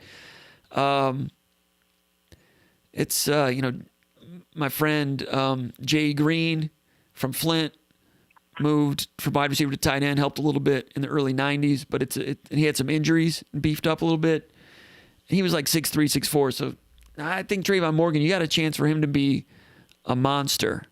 Do you think so? With Morgan, when I see him, especially what he flashed today, kind of reminds me of some of the guys. I forget the name of the guy. And I should know this since I'm from Illinois and follow the recruiting. But there was a guy from, I think, Providence High School that went to Notre Dame, and I think he's playing for the Ravens now. Like some of those bigger, thicker guys at receiver, like 6'4" to like 6'6". Do you think that's kind of what we may have here? Because he has a lot of potential, that's for sure. How tall was Felton Davis? 6'5", 6'4"? Felton Davis, 6'4", 220. What was Plaxico Burress? What was Plaxico? Let me look up Plaxico Burress here. 6'5"? I don't know what his weight was. I know he's 6'6" at least. 6'6"? But similar builds with Plax. Yeah, there just, quite frankly, have not been that many guys that look like him at wide receiver. That's why you let it roll. He's bigger than Trannon, I believe. Yeah. Or at least close. Close, sure. I think he's a little more fluid than Trannon. So yeah. I don't know that for sure. I don't know that for sure because I've not seen him enough. I'm going to retract that for now. I'm going to wait till I see him some more because today's the first day I've seen him also. I mean, I've seen him in practice a little bit, not this year because practice is not open. So usually if it's a non-COVID situation, I can tell you a little bit more about players if I've seen them at practice on a limited basis or if I've seen them at Michigan State's recruiting camps. I never saw him at a recruiting camp. So I don't know, but he's intriguing. And he made some plays today, and that looks good for the future. That's what I was talking about with Ron. I'm like, man, in some ways, the season needs to come to an end. It's tiresome for everybody, including the players. In other ways, when you get 2/3 of the way through the season, which is what game number 7 is, that's when you start to see, some players come to the forefront. Even in that Rose Bowl year, you had players that started contributing in a different way around, games 6 or 7 that really exploded later, like the fullback Pendleton, started going to him a little bit more way back then, or Connor Cruz as a yackle. Things happen around game 6 or 7. That's where Michigan State is right now. That's a natural progression. And now you got a quarterback, and you have these freshmen making plays. Antoine Simmons is one guy that might be ready to, he mentally, no, he's got all kinds of will, but, he was banged up today. And that's a guy with an NFL future. Physically, he seems like he's breaking down a little bit. Yeah, and he's done all he can. He's a warrior out there, yes. But and he's done all he can for the program. He's a great leader. But that's one guy that if you said, hey, how about we just pack it up for the year, he might say, okay. The others, though, Trey Person is a senior. He'd like to probably come back next year, but he's not playing well right now. Played well a little bit earlier in the year. Not at all. I love the kid. But the last 2 or 3 games, there have been some brutal butts out there. Brutal. Yeah. And, today he was the safety. We talked about this with Ron on that play, the picture right there when Angelo Gross, kind of bit on that fake bubble in the league. There's Person trying to run him down. His single safety deep. The receiver caught the pass at the 29-yard line. And it's not like he caught it in stride down the sideline, never going to catch him. Of course, you saw it. He caught it at the 29, made people miss, zigzag across the field. And the safety back there, Person, never even touched him. I mean, like I said earlier, same zip code. Yeah, and he's doing his best he can, and he's done well in the past. But here lately, he's kind of struggled. And like I said with Ron, I mean, if it had been flag football, he would never have gotten his flag. He just didn't touch him. And Michael Dowell has moved ahead of Person. Dowell was playing more of those reps, and he had kind of come on as the second safety with Henderson, and Gross was the nickel. And Dowell had played more plays than Person the last 2 weeks, and then Dowell became injured today on one of those slip and fall incidents because of the turf. It was on that bender that went for about 35 yards during their, I think their second touchdown drive of the second half, the touchdown drive that gave them a 25-24 lead. Dowell slipped on that one, and for the rest of the game, Dowell played a little bit, but not much. For the rest of the game, it was Person, including that play right there. Now, Person runs a little better than Dowell. Dowell's more physical, but Michigan State plays so much single safety deep that some of those open grass plays, you're just seeing more of those than you used to, right? In the old D'Antonio era, Michigan State was mainly two safeties deep. They didn't play them real deep. They were shallow safeties, but it was always too deep. And Michigan State always stopped the run, didn't give up as many big plays. They gave up those plays out to the slot, to the slot, to the slot. Now those slot plays are taken away, but you're moving your chess pieces to take those away. It leaves up more greenery in the deep end, single safety deep, and you saw what happened there. And then on the quarterback power today that went for a 31-yard touchdown that gave them a 10-7 lead. On that one, Michigan State went basically with like a zero coverage. They had a zero safeties. They had Person coming up trying to be aggressive on it, and Michigan State was in man-to-man on 3rd and 4, I think it was. Hey, they know more about it than I do, but in the pre-snap read, I mentioned that Clifford had a long touchdown run against Michigan, caught them in a man-to-man. With a team where the quarterback is a running threat, you want to stay out of man-to-man as much as you can, because people in the secondary, if they're playing man-to-man, they're locking in on the receiver. Their back is to the backfield. They don't know when the quarterback is keeping it. And earlier in that drive on 3rd and 2, they ran their quarterback power, and it's like a delayed power, and it's a quarterback keeper all the way. They had like 20 quarterback keepers last week against Rutgers. That's what they're doing now, is quarterback keepers. And for Michigan State to play man to man on 3rd and 4, a zero safety man to man, you saw what happened, and I'm not surprised that's what happened. I'm just really, you talk about rolling the dice. They were on half-inch ice there, and the ice broke on them. Because you're in man-to-man, so you got Noah Harvey. The running back goes out to the flat, so Harvey goes out with him. He's got him in man-to-man, so he's out in the flat, so he can't tackle the quarterback. He's out of the play. Angelo Gross is over here in the slot. He's locked up in man-to-man, and they just kind of dead-leg it out there. And they stay out there with him because they're in man-to-man, and they don't see it's a running play till it's too late, so they're out of the play. So 3 guys, including your slot linebacker and one of your inside linebackers, they're out of the play. You don't even have to block them because they're in man-to-man. And you got the safety coming in aggressively, and he's trying to stop it before it gets started. And the safety person's kind of, I don't know if he might have been a foot off on his leverage. I'm not sure, but he doesn't get him on the ground. The quarterback's he hits his head on the goalpost, as Tucker would say. There's nothing there. It's an aggressive way to play. Michigan State is taking away the slot things that used to beat the old D'Antonio defense, but you're also seeing plays like that one that never would have gotten out against the D'Antonio defense. I'm not saying one is better than the other. It's just a different flavor, and it goes all the way back to the Rutgers game when they scored on a quarterback draw untouched. Remember that? Quarterback lead draw, because they knew everything was spread out, and it's just they operate without a net a little bit more. They just do.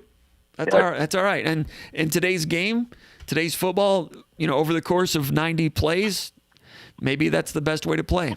But you're going to see some plays like that get out. For sure. Well, thanks a lot, Comp. I think maybe Niels Deco was trying to call you, so I'm going to pop off. I don't think he is. I would have seen that, but appreciate it, man. All right, take care, man. See you. Right. There he goes, Maul from South Philadelphia. Let me go over these chats. I appreciate everybody chiming in on the chat area. Let's see what we got here. Gordon Tanona's here. Old Tuck, the Bell Cow, is here. Gordon Tanona says, Comp, do you think that State has a chance of signing Mislinski? Mislinski's the offensive lineman from Florida, committed to Texas. Does Michigan State have a chance? Yeah, I heard several weeks ago that there was still a chance. I've not heard anything lately. It would not shock me. Old Tuck says, Trayvon Morgan, Comp has been asked about him 100 times in the past 6 months. Yeah, and here in this this chat, but also the SpartanMag.com web community, which is the #1 web community for Michigan State fans. We've been talking about Trayvon Morgan, especially in the Spartan Mag Live podcast. We've been on the Trayvon Morgan watch for several weeks. And when he made that play today, it's a little bit of a surprise, but those of you that are here every week, surprise maybe, but you knew who he was, and you knew he might be dangerous, and today he was dangerous. Preferred walk-on checking in. Big Will says, I don't understand why the offense got super conservative to start the second half. They were doing a really good job throwing the ball and went away from it. Jay Johnson does not impress me at all. All right, so the first half, I don't know if I can find the stats or not, but the first half, Michigan State threw the ball 13 times. Okay, so it's not like they were throwing the ball in every down. They're probably throwing it less than half of their plays. So although that was working going through the air in the first half, I don't know if conservative is the right word. I think ineffective is a word that might be more applicable. But if I could find the play. They ran the ball more than they passed in the first half. It's safe to say 13 pass attempts in the first half. Very efficient, 11 out of 13. All right, so the second half starts. Michigan State on first down. Inside zone, and it's a zone run. Right tackle and right guard, Carrick and Jarvis double team number 34. They move him back about 2 yards, got caught in a stunt, and Jordan Simmons rushes for 16 yards. So that might have been conservative. It was a run play, but it gained 16 yards, which at that point, Jordan Simmons was probably averaging 8 yards a carry. So if I'm the play caller at that point, I'm like, don't abandon the run game. So I'm going to disagree with you. I'm going to respectively disagree with you about that. But let me see what else we have here. The next play, they pass it, play action pass to Trey Mosley for a first down versus off coverage.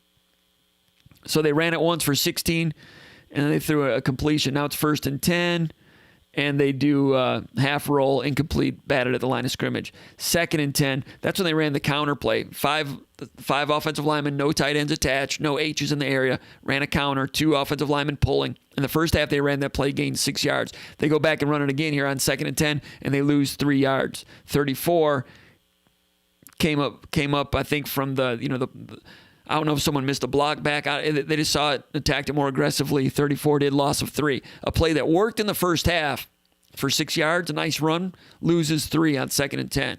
2nd and 10, that would seem like a safe play call. All right, let's run that counter play again. When it works well in the first half, you go in halftime, you put a red X next to that, and like, okay, we're going to try that again.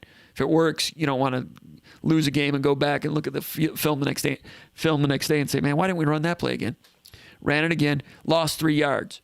Not a bad play call. It's a play that worked in the first half. I'm not going to agree that that's conservative. On first down, they threw it and it's batted incomplete. 2nd and 10, that was a safe play call that you think is going to get you to 3rd and 6, 3rd and 7, maybe better. Now it's 3rd and 13. They run a screen and it gets pressured, has to get rid of it. So I don't see anything conservative there.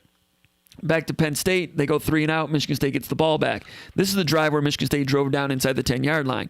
That included that nice cover 2 shot to Tyler Hunt, cover 2 hold down to the 4-yard line.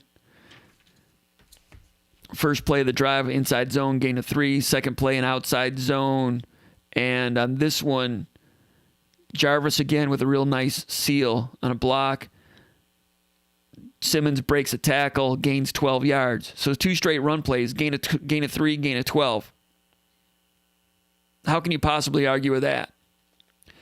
Third play of the drive, inside zone again, gain of 1. Maybe that's what you're talking about, 3 straight runs. But you just ran it twice for 3 and 12. You don't want to abandon the run there. Makes sense. 2nd and 9, and inside zone, Simmons gets stopped. They audible the line of scrimmage. They might have had a different play call on this. It's 3-by-1 wide receivers, and they audible, and they changed to a run play. So that might have been a pass play there, but they run it, and Simmons gets 3 yards after contact, inside zone. Actually, it might have been Hayward on that one.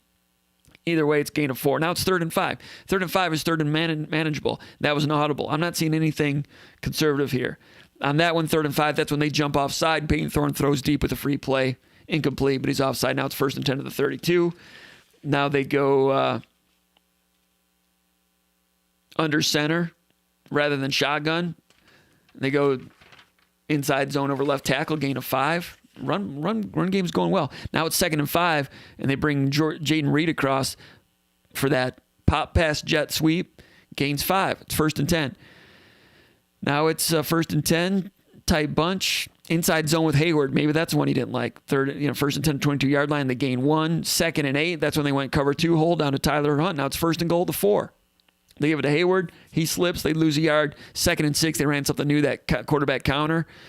Same act sweep, slips. Now it's 3rd and 6, slant, incomplete. So we're talking 3 drives there at the beginning of the second half. They get a field goal, 3 drives. So we looked at, you said it seemed to you like they were too conservative in the first half. We just went over every single play call for the first 3 drives, and there's nothing in there that's conservative. On this show, if you post or say something that about something, that's great, but we will actually look at the criteria. It's not like other shows where everybody just complains and it's just a big sewing circle where everybody just complains. There were a lot of things that went wrong, but conservatism, I wouldn't say that. I think a lot of people confuse conservatism with ineffectiveness. You could say whatever, in the second half things were ineffective. True. But I'm not big on, these coaches for all teams, most of them know what they're doing. And if you look to see what their plan was, it's usually based on decent science. Doesn't mean it's going to work, but there's usually sound logic behind everything they do. Because they've analyzed it upside down. Now, earlier somebody called in and said that decision to go with to accept the holding call, so that was 3rd and 17 instead of 4th and 4 or whatever it was. Tucker was asked about that after the game, and he said he was playing field position. That was strange. And if they'd picked that up, that would not have looked good. Now, I don't watch enough NFL to know whether that's something that happens in the NFL these days. That's not the way it was years ago when I used to watch the NFL. I watched a lot of college football, and I would say 96% of the time, coaches are going to decline that penalty and expect them to punt right then and get the ball back. They're backed up at their own territory. Highly unlikely they're going to go for it. So you gave Penn State another shot there. If you're a Penn State fan, if you're a Penn State coach, you want Michigan State to take that penalty. You can take a shot on 3rd and 14. Thank you very much. We'll try that. 3rd and 17. Didn't work out. Michigan State got the ball back. But that's kind of like playing euchre and going alone with no face cards. It's just not the way Hoyle drew it up. So I'll defend the coaches on the conservatism, that it wasn't, I don't think it was conservatism, just looking at the playlist right there. But that one, the person that called up and criticized that earlier, I can't argue with that. All right, Rob South says, it was all good just a quarter ago. Big Will says, Jay Johnson has never been a successful offensive coordinator anywhere he's gone. Actually, when he was at Minnesota for 1 year, they went 9-4. And that was the best record they'd had in a while. And they went to the Holiday Bowl and they beat Washington State. And they were pretty good. And then Tracy Claeys was fired because of some shenanigans. But that's not true. He was good at Minnesota. Comparatively speaking, Minnesota wasn't exactly Alabama, but it was a good season for Minnesota. I mean, they didn't reinvent the wheel. They weren't Air Coryell, and they weren't, Gus Malzahn of 7 years ago, but Gus Malzahn of today is not Gus Malzahn of 7 years ago. Hayden Vischer says Carrick was a bit of a liability today. Carrick, I had him doing a couple. He was a magnet for attention. I've seen him do some good things. I went back over that Ohio State game. But you're right, he was beaten on consecutive plays on the drive after the field goal drive. And must have been the Ohio State game. He played a little bit better than you might expect. But today, probably, if I go back over it, not his best game. And I mentioned earlier that very early in the game, like the 3rd play of the game, Carrick was in pass protection, and the Penn State, it was a defensive end that he ended up matched up with, I'm pretty sure. Just bull rushed him, and Carrick had both cleats planted and just was pushed back on the grass like a blocking sled. And that was like the first sign that we got a shoe problem today. This is going to be interesting. But can't argue with that about Carrick. About ready to wrap up. Let me go through here. Doors Fan 91 says, if Michigan State loses Esteve, I assume they will look at Mangum from Colorado, assuming he transfers. He only had one carry today. That's a good possibility. If Michigan State shows some interest there, I think they could find a family with their ears on there a little bit. Mangum, very productive as a freshman, but this year, what's the guy's name? Brossard? What's the guy's name at Colorado? He's got a lot of yards this year. He's doing pretty well. So Mangum is out of the loop a little bit, and that's what happens sometimes. But if Estime signs with Michigan State might be set at running back. If you bring in Jaden Mangum, it gives you a real good chance to get Jaden Mangum. Jaden Mangum Jr. at Groves is looking really good. Alabama with a for real offer for him. Doors Fan, look out for former target Harold Joyner out of Auburn. Interesting. Doors Fan 91 says, I've heard his name too, but Mangum has a brother that is a must get. Okay. Broussard, thank you, Chris. Hayden Vischer, Mangum only one carry today versus Utah, right? All right, you're talking amongst themselves about that stuff. Doors Fan 91 says, Terry Lockett was highly touted, but is yet to see the field to my knowledge. No, Terry Lockett's gotten on the field a little bit, has not been targeted, but he's gotten on the field 3 or 4 times. For like 2 or 3 plays. So he's dressing, he's around, and he's part of that wide receiver group. And there's some talent in that wide receiver group. And I wonder if more of those guys might need to move to defensive backfield. And Lockett's a guy that could move there. I'm not starting any rumors, but if Trayvon Morgan continues to come around, Ricky White, we've not seen him in a while. We know what kind of ability he has, and he was just scratching the surface. Jalen Naylor probably be back next year. I'm guessing he's still brushing up on his technique and so forth.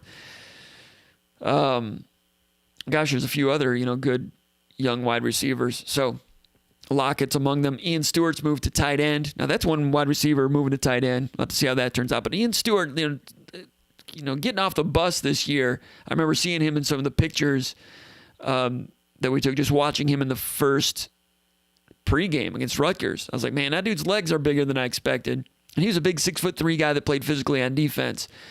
If anyone was going to move to wide receiver to tight end, and they needed someone at tight end, I'm not surprised that he did. I've not seen him how it functions yet in terms of blocking, but he's got the lower body that is not dissimilar from a tight end. He's just a teenager. He's got more to do in the weight room. Interesting move there. Dan Fernandez says, I know a lot of the fans are unhappy and the sky is falling, but I actually am optimistic about this staff moving forward. Time will tell. Ultimately, this was the most difficult job in the country. Detroit Spartan says, Ron Armstrong, my man. It was good to have Ron Armstrong on today during the podcast. It was like a mini skull session within the call-in show.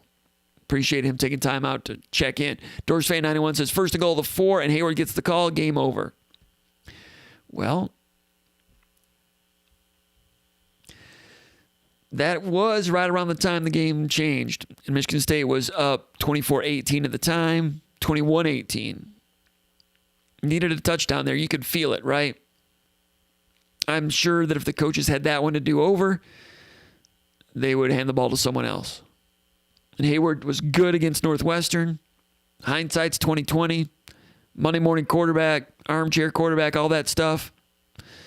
Slipped and fell on those questionable shoes. All of it. But, Michigan State didn't fire their best bullet right then, did they? And that was, James Franklin thought that those 3 plays were the plays that turned the game around. Detroit Spartan says, Thorne is a rhythm tempo type quarterback. I agree with that, and that was impressive today.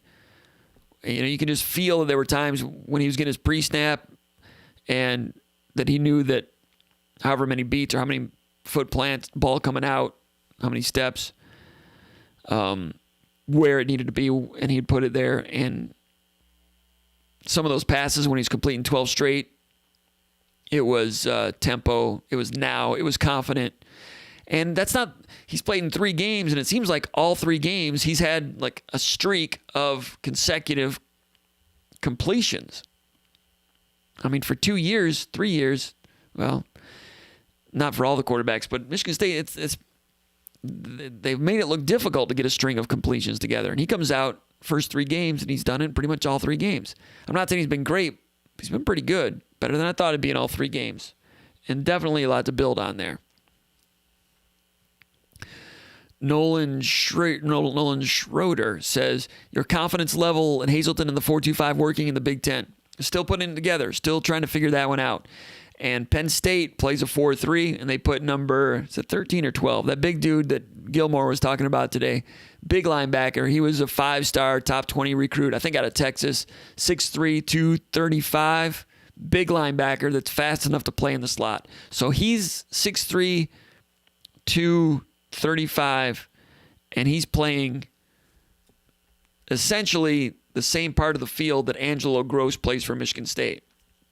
That's the chief difference between the two teams. It's what are you going to do in that slot area? Are you going to put a DB there, or do you have a linebacker that's athletic enough to play out there? If you watch Alabama, for the most part, they'll play a linebacker out there and play zone, but that dude is 6'4", 240. That's Alabama. Ohio State, they'll play a lot with the linebacker out there in the slot, number 5, Baron Browning. He's about 6'3", 245. This guy for Penn State, it's Brandon Smith. All right, Brandon Smith was a 5-star recruit, top 20 in the country. From Virginia, actually. 6'3", 244. So 6'3", 244 and runs similar to Angelo Gross.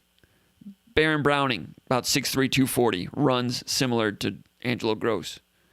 The guy at Alabama, forget his name, runs so. This is Alabama, Ohio State, and Penn State. That's 5-star, 5-star, 5-star. There are very few linebackers, 6'3", 240, that can run like them. If you can recruit like Alabama, Ohio State, Penn State, then you can play a 4-3 and put a guy like that out in the slot, theoretically. Even those guys can get undressed a little bit. And Gilmore was talking about how Michigan State was formationing to get him away from the box so they could run the ball. So that's part of it also. So that's a big question in college football right now. What's the best way to go? The blue bloods that can go out and recruit a guy like Browning or a guy like Smith or a guy like Alabama. Now, Alabama, if they're playing a pass team, they'll still go 5 defensive backs. They'll play nickel 40% of the time against a lot of teams. They bring in that guy, what's his name, Malachi something or other. He comes in and plays a lot. They play nickel a lot. Michigan State's a base nickel. Most programs are most offenses are base 3 receivers or base 4 wide receivers. So that's a big question. Iowa has gone a little more to 5 defensive backs. You know, Wisconsin, they go 2 down linemen, they'll go a 3-3, 3-3-5. I don't know the answer. I don't know if they know more about it than I do. Minnesota's a base 4-2-5. Rutgers is a base 4-2-5. The middleweight recruiting teams kind of have to a little bit unless they can go out and recruit. I mean, Michigan State had Antoine Simmons playing that position last year. And he could do it. He's a linebacker. He could get off blocks. He could play the run. He could hit. He was a sports car type of guy. You could play a 4-3 with him in the slot. You can go out and find it. It doesn't have to be a 6'3", 240 guy. But even Antoine Simmons, if he's out there in the slot last year, the way Michigan State would play it, playing 2 deep and playing the run box first and reacting to the bubble, they would still give up completions to the bubble. That's the cat and mouse game of football. So for the 4-2-5, can it work in the Big Ten? You know, Ohio State doesn't do it. Iowa's morphing. You know, in that situation, a lot of coaches will say it's not the Jimmies and Joes. It's not the X's and O's, it's the Jimmies and Joes. And Ohio State has Jimmies and Joes, and you can run a 4-2-5 with Ohio State's talent, you can win. You can run a 4-3 with Ohio State's talent, you can win. You can run a 3-4 with their talent, you're going to win. You can run a 3-3-5, and you're going to win. As long as everybody knows what they're supposed to do and they get off blocks. So I'm not going to say on the chalkboard the 4-2-5 is flawed, because even if you're a 4-3 team, you're still going to run a 4-2-5 nickel at least a third of the time, maybe 40% of the time. And under D'Antonio, Michigan State ran nickel like less than anybody in the country. So That's still to be determined. My confidence level, I'm waiting and watching like you guys. I'm not a guy that's going to come out and say, this cannot work. I don't know. Anyone who's absolutist on things like that, I'm usually like, okay, watch out for that guy. I mean, it's entertaining to hear people like that, but I don't know. It's like when the football season started this year. There were people that were like convinced that, this was going to happen, and other people that were convinced that stuff was not going to happen. I didn't know. I was going to sit back and watch, see what happened. I had some thoughts the way I thought it might go, but I'm kind of a wait-and-see type of guy a little bit. Detroit Spartan says Thorne looks like a freshman, but a very talented freshman. Oh, he changed it to very, so his spell check is good. All right, good job. I was worried about you, Detroit Spartan. Wasn't sure if you had dipped into the daiquiris a little bit already. Just kidding. I know you don't drink daiquiris.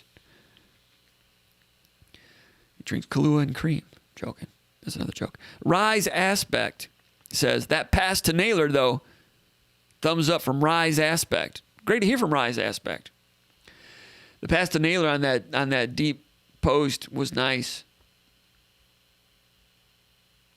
That was, I mean, for a first start early in the game, that would be a prime opportunity for a quarterback to overthrow that dude.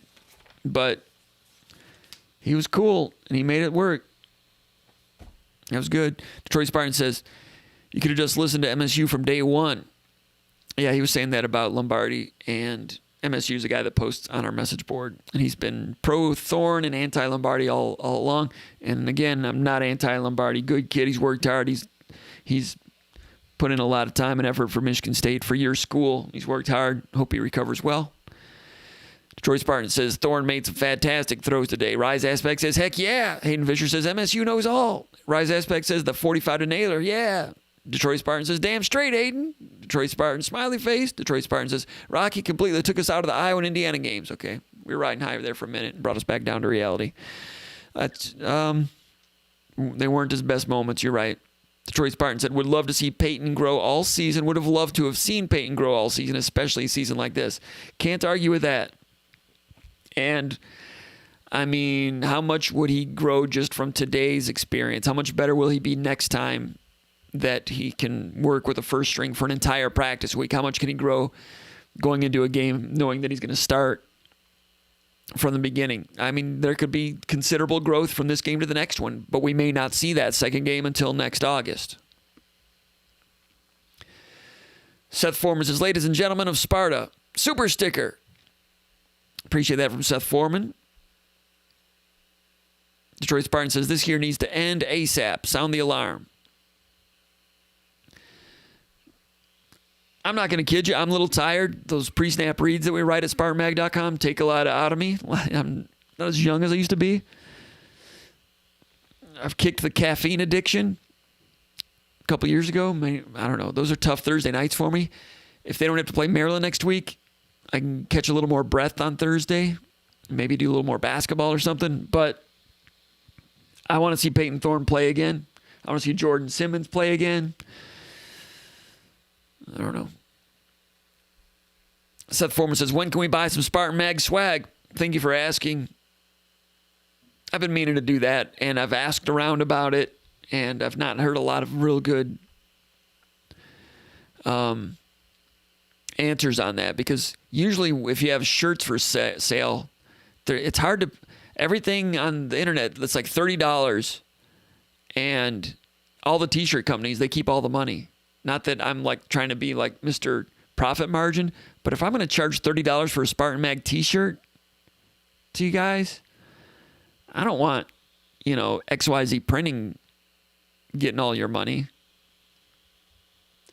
I mean, someday I'd like to do Spartan Mag Live. There's a couple of restaurants in town that are having it tough a little bit. I'd like to do some Spartan Mag Lives at some of those restaurants, bring some of you guys in, and get some business going for some of those restaurants, and us, Spartan Mag, show up and not ask for a quote-unquote talent fee. Usually a talent fee, you get paid X amount of money to do a show at a restaurant, and someday we may do that.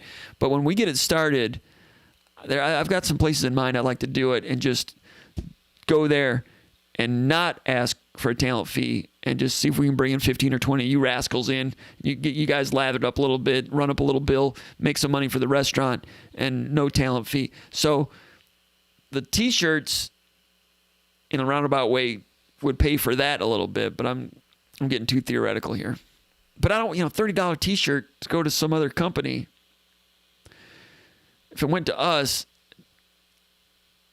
then how would I pay that forward? I'd pay it forward to restaurants for a while. At some point, with a business plan, we would like to do, take the show on the road a few places someday. But initially, I'd like to do some restaurants and get some of you guys out there and help some businesses. Detroit Spartan says, check Fanatics. I could get you one, but Tuck wears a lot of Peter Miller gear. Oh, talking about the vest that Tucker was wearing today. Detroit Spartan telling me to settle down. I told him nice watch. Chris Trinum says, do you think it started to be a possibility after the Iowa game? Rumors around that time. What are you guys talking about here? I don't even know what you're talking about. What rumors are you talking about? I missed it. Anyway, I'm going to skip ahead.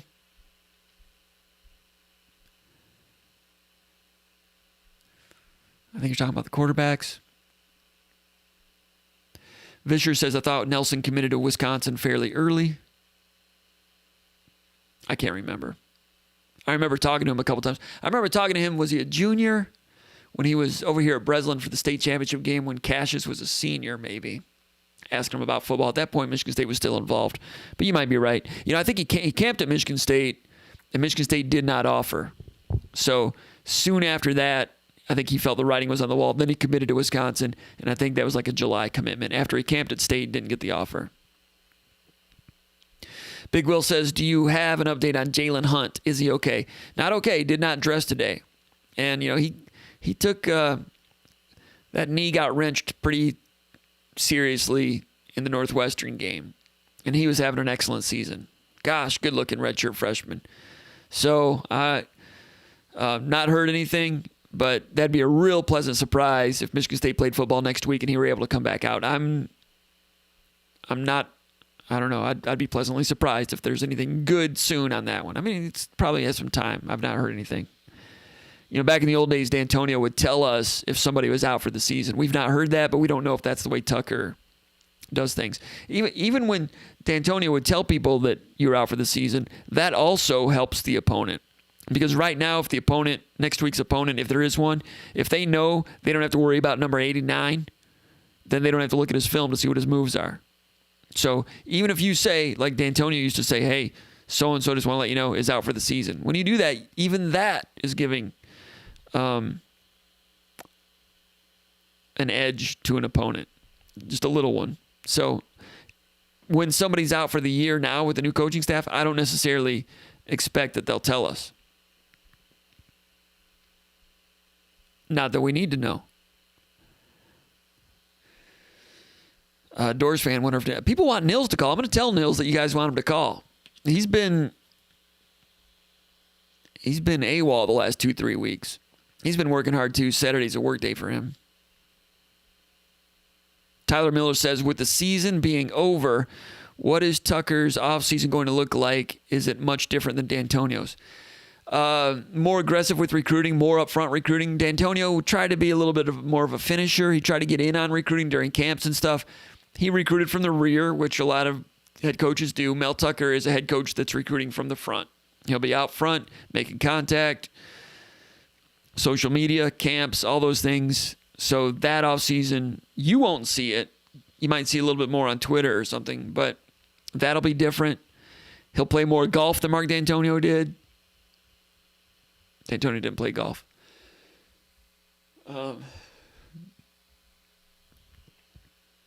The camp.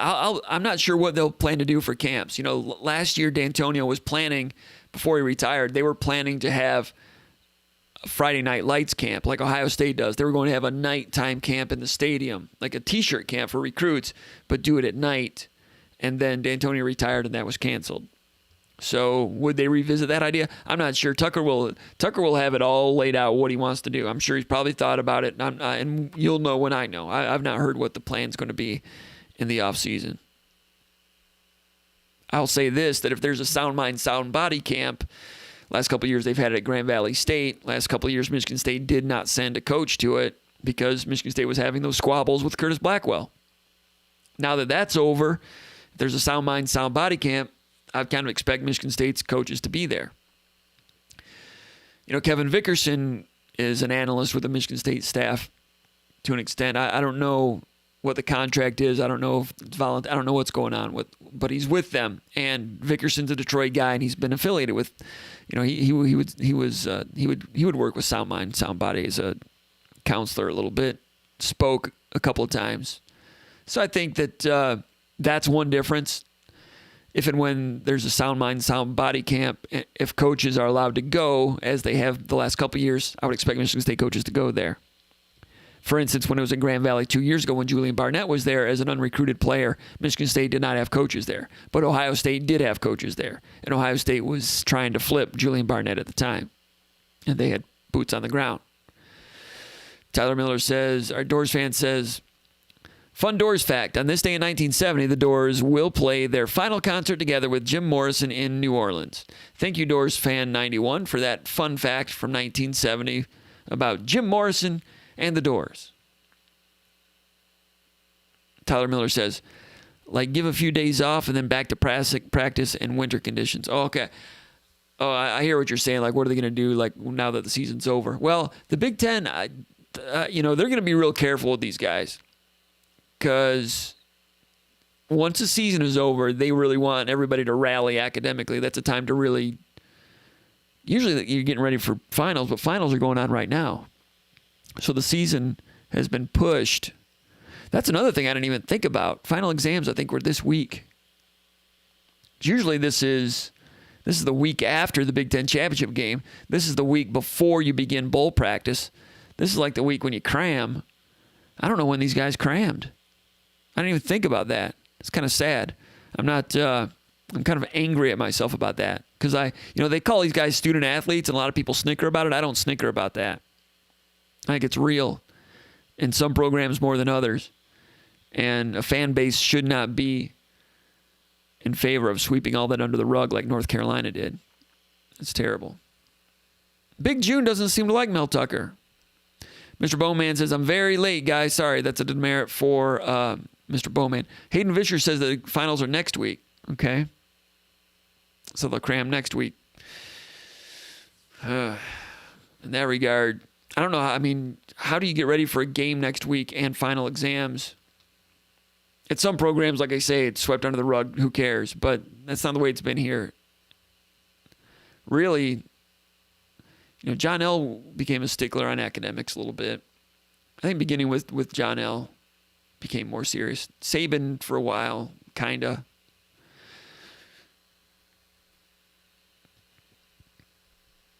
Chris Trinum, the Notre Dame wide receiver that I was thinking about was Miles Boykin, 4-star from Providence. Thanks, Chris. Yeah, Michigan State recruited Boykin, and he was a big wide receiver. And I remember, Matt Dorsey and I had that conversation, and Dorsey thought that Boykin was a tight end guy, and I said, no. Boykin is a big guy, but you watch him out of his breaks, and he was good at the t-shirt camps. So Dorsey and I disagreed on that. He thought tight end. I said, no, big receiver, big mismatch receiver, and he stayed a receiver. If you're a big wide receiver and you're slow, that's different. But if you're a big wide receiver that can move, don't move to tight end. Stay a receiver. Yeah, Morgan is bigger than Boykin. Hayden Vischer says, the issue with offensive coordinators is unless you're getting an offensive guru like McVay or Joey Brady, everyone runs the same plays. It's more so with your personnel and talent that you have. I agree with that, Hayden. I agree with that. Inside zone, outside zone, counter boot. You got some people do tempo. Some people do some interesting things with some of the route combinations, but there's a lot of uniformity out there these days. Dakota Vandentorn says, you're closing up soon? Got my Nike 75, so I'm happy. All right. Thanks, Dakota. Way to be. Glad you're part of the Spartan Mag sickness crew now. Dakota I shouldn't say sickness. People think I'm talking about something else, and that's not something to joke about. Dakota Vandentorn says, sorry if I missed it. Anyone know why Simmons was out basically the second half? Was he? That's the type of thing that I'll miss on. I'm so busy checking out the forest that I don't see the trees, or the opposite. I'm not sure. Let's see here.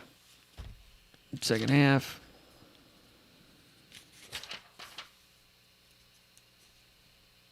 I see him with a carry there on 2nd and 10 when it scores 25-20. That's the second play of the fourth quarter. He's still in there. And now they got to throw the ball all over the place. So basically they got behind there and they had to start throwing it. That might have been the reason he was out. Dakota Vandentorn says, what's up with our special teams and linebackers? Does Els take heat?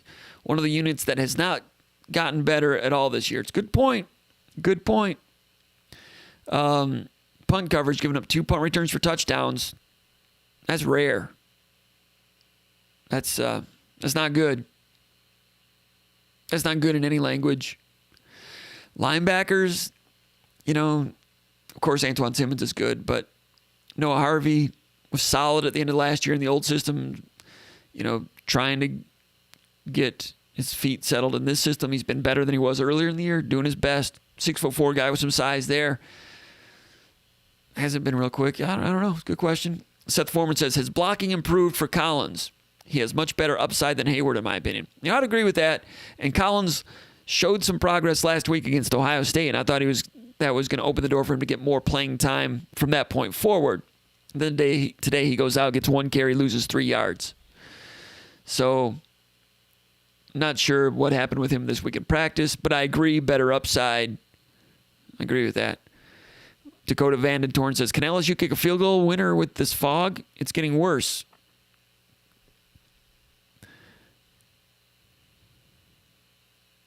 Seth Foreman says, MSU have a good shot to bring in the Polynesian brothers that play linebacker.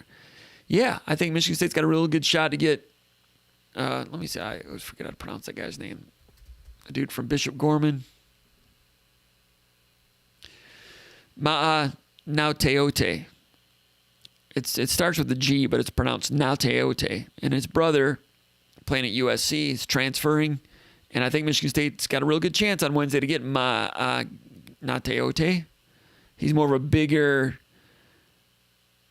inside linebacker. I've not seen his senior film. His junior film reminds me somewhere between Greg Jones and Shane Jones. Okay. That's what it looks like to me. His brother looks like a guy that I don't know why he's leaving USC. I don't know what happened this year. I know he missed half of last year with an injury. I don't know what's going on. USC was undefeated. And why he's leaving, I'm not sure. But his film, with his size, he can run. He's one of these big dudes that can run. He's a 5-star. And not only can he run, he can plant his foot and cut and get north, downhill, with economical footsteps without coming apart, change direction. He's the type of guy that, if he builds on the film that I saw, I would expect him to be a transfer one and done guy. That's if the injury didn't. I'm just going by his freshman film and half his sophomore year. I don't know what's going on there. But yeah, I think there's a chance the younger brother commits to Michigan State, better than a 50% chance. And I think that gives Michigan State a chance to get his brother. His brother's going to look around. His brother is going to want him to come to Michigan State if he chooses Michigan State. And I think Nate Ote is a good chance he will choose Michigan State. So he'll help recruit that guy. I think there's a possibility of that. So you guys are talking about this LSU game. I didn't see any of it. Did LSU win this game? LSU won this game? It's a final? Holy moly, Batman. Florida lost? Oh, no. Okay, so that ends that. Detroit Spartan, let me get something clear. If I have a son, I want him to be like Rocky Lombardi. Great kid. Clear enough. All right, let's see. All right, you guys are all watching. I'm behind on this.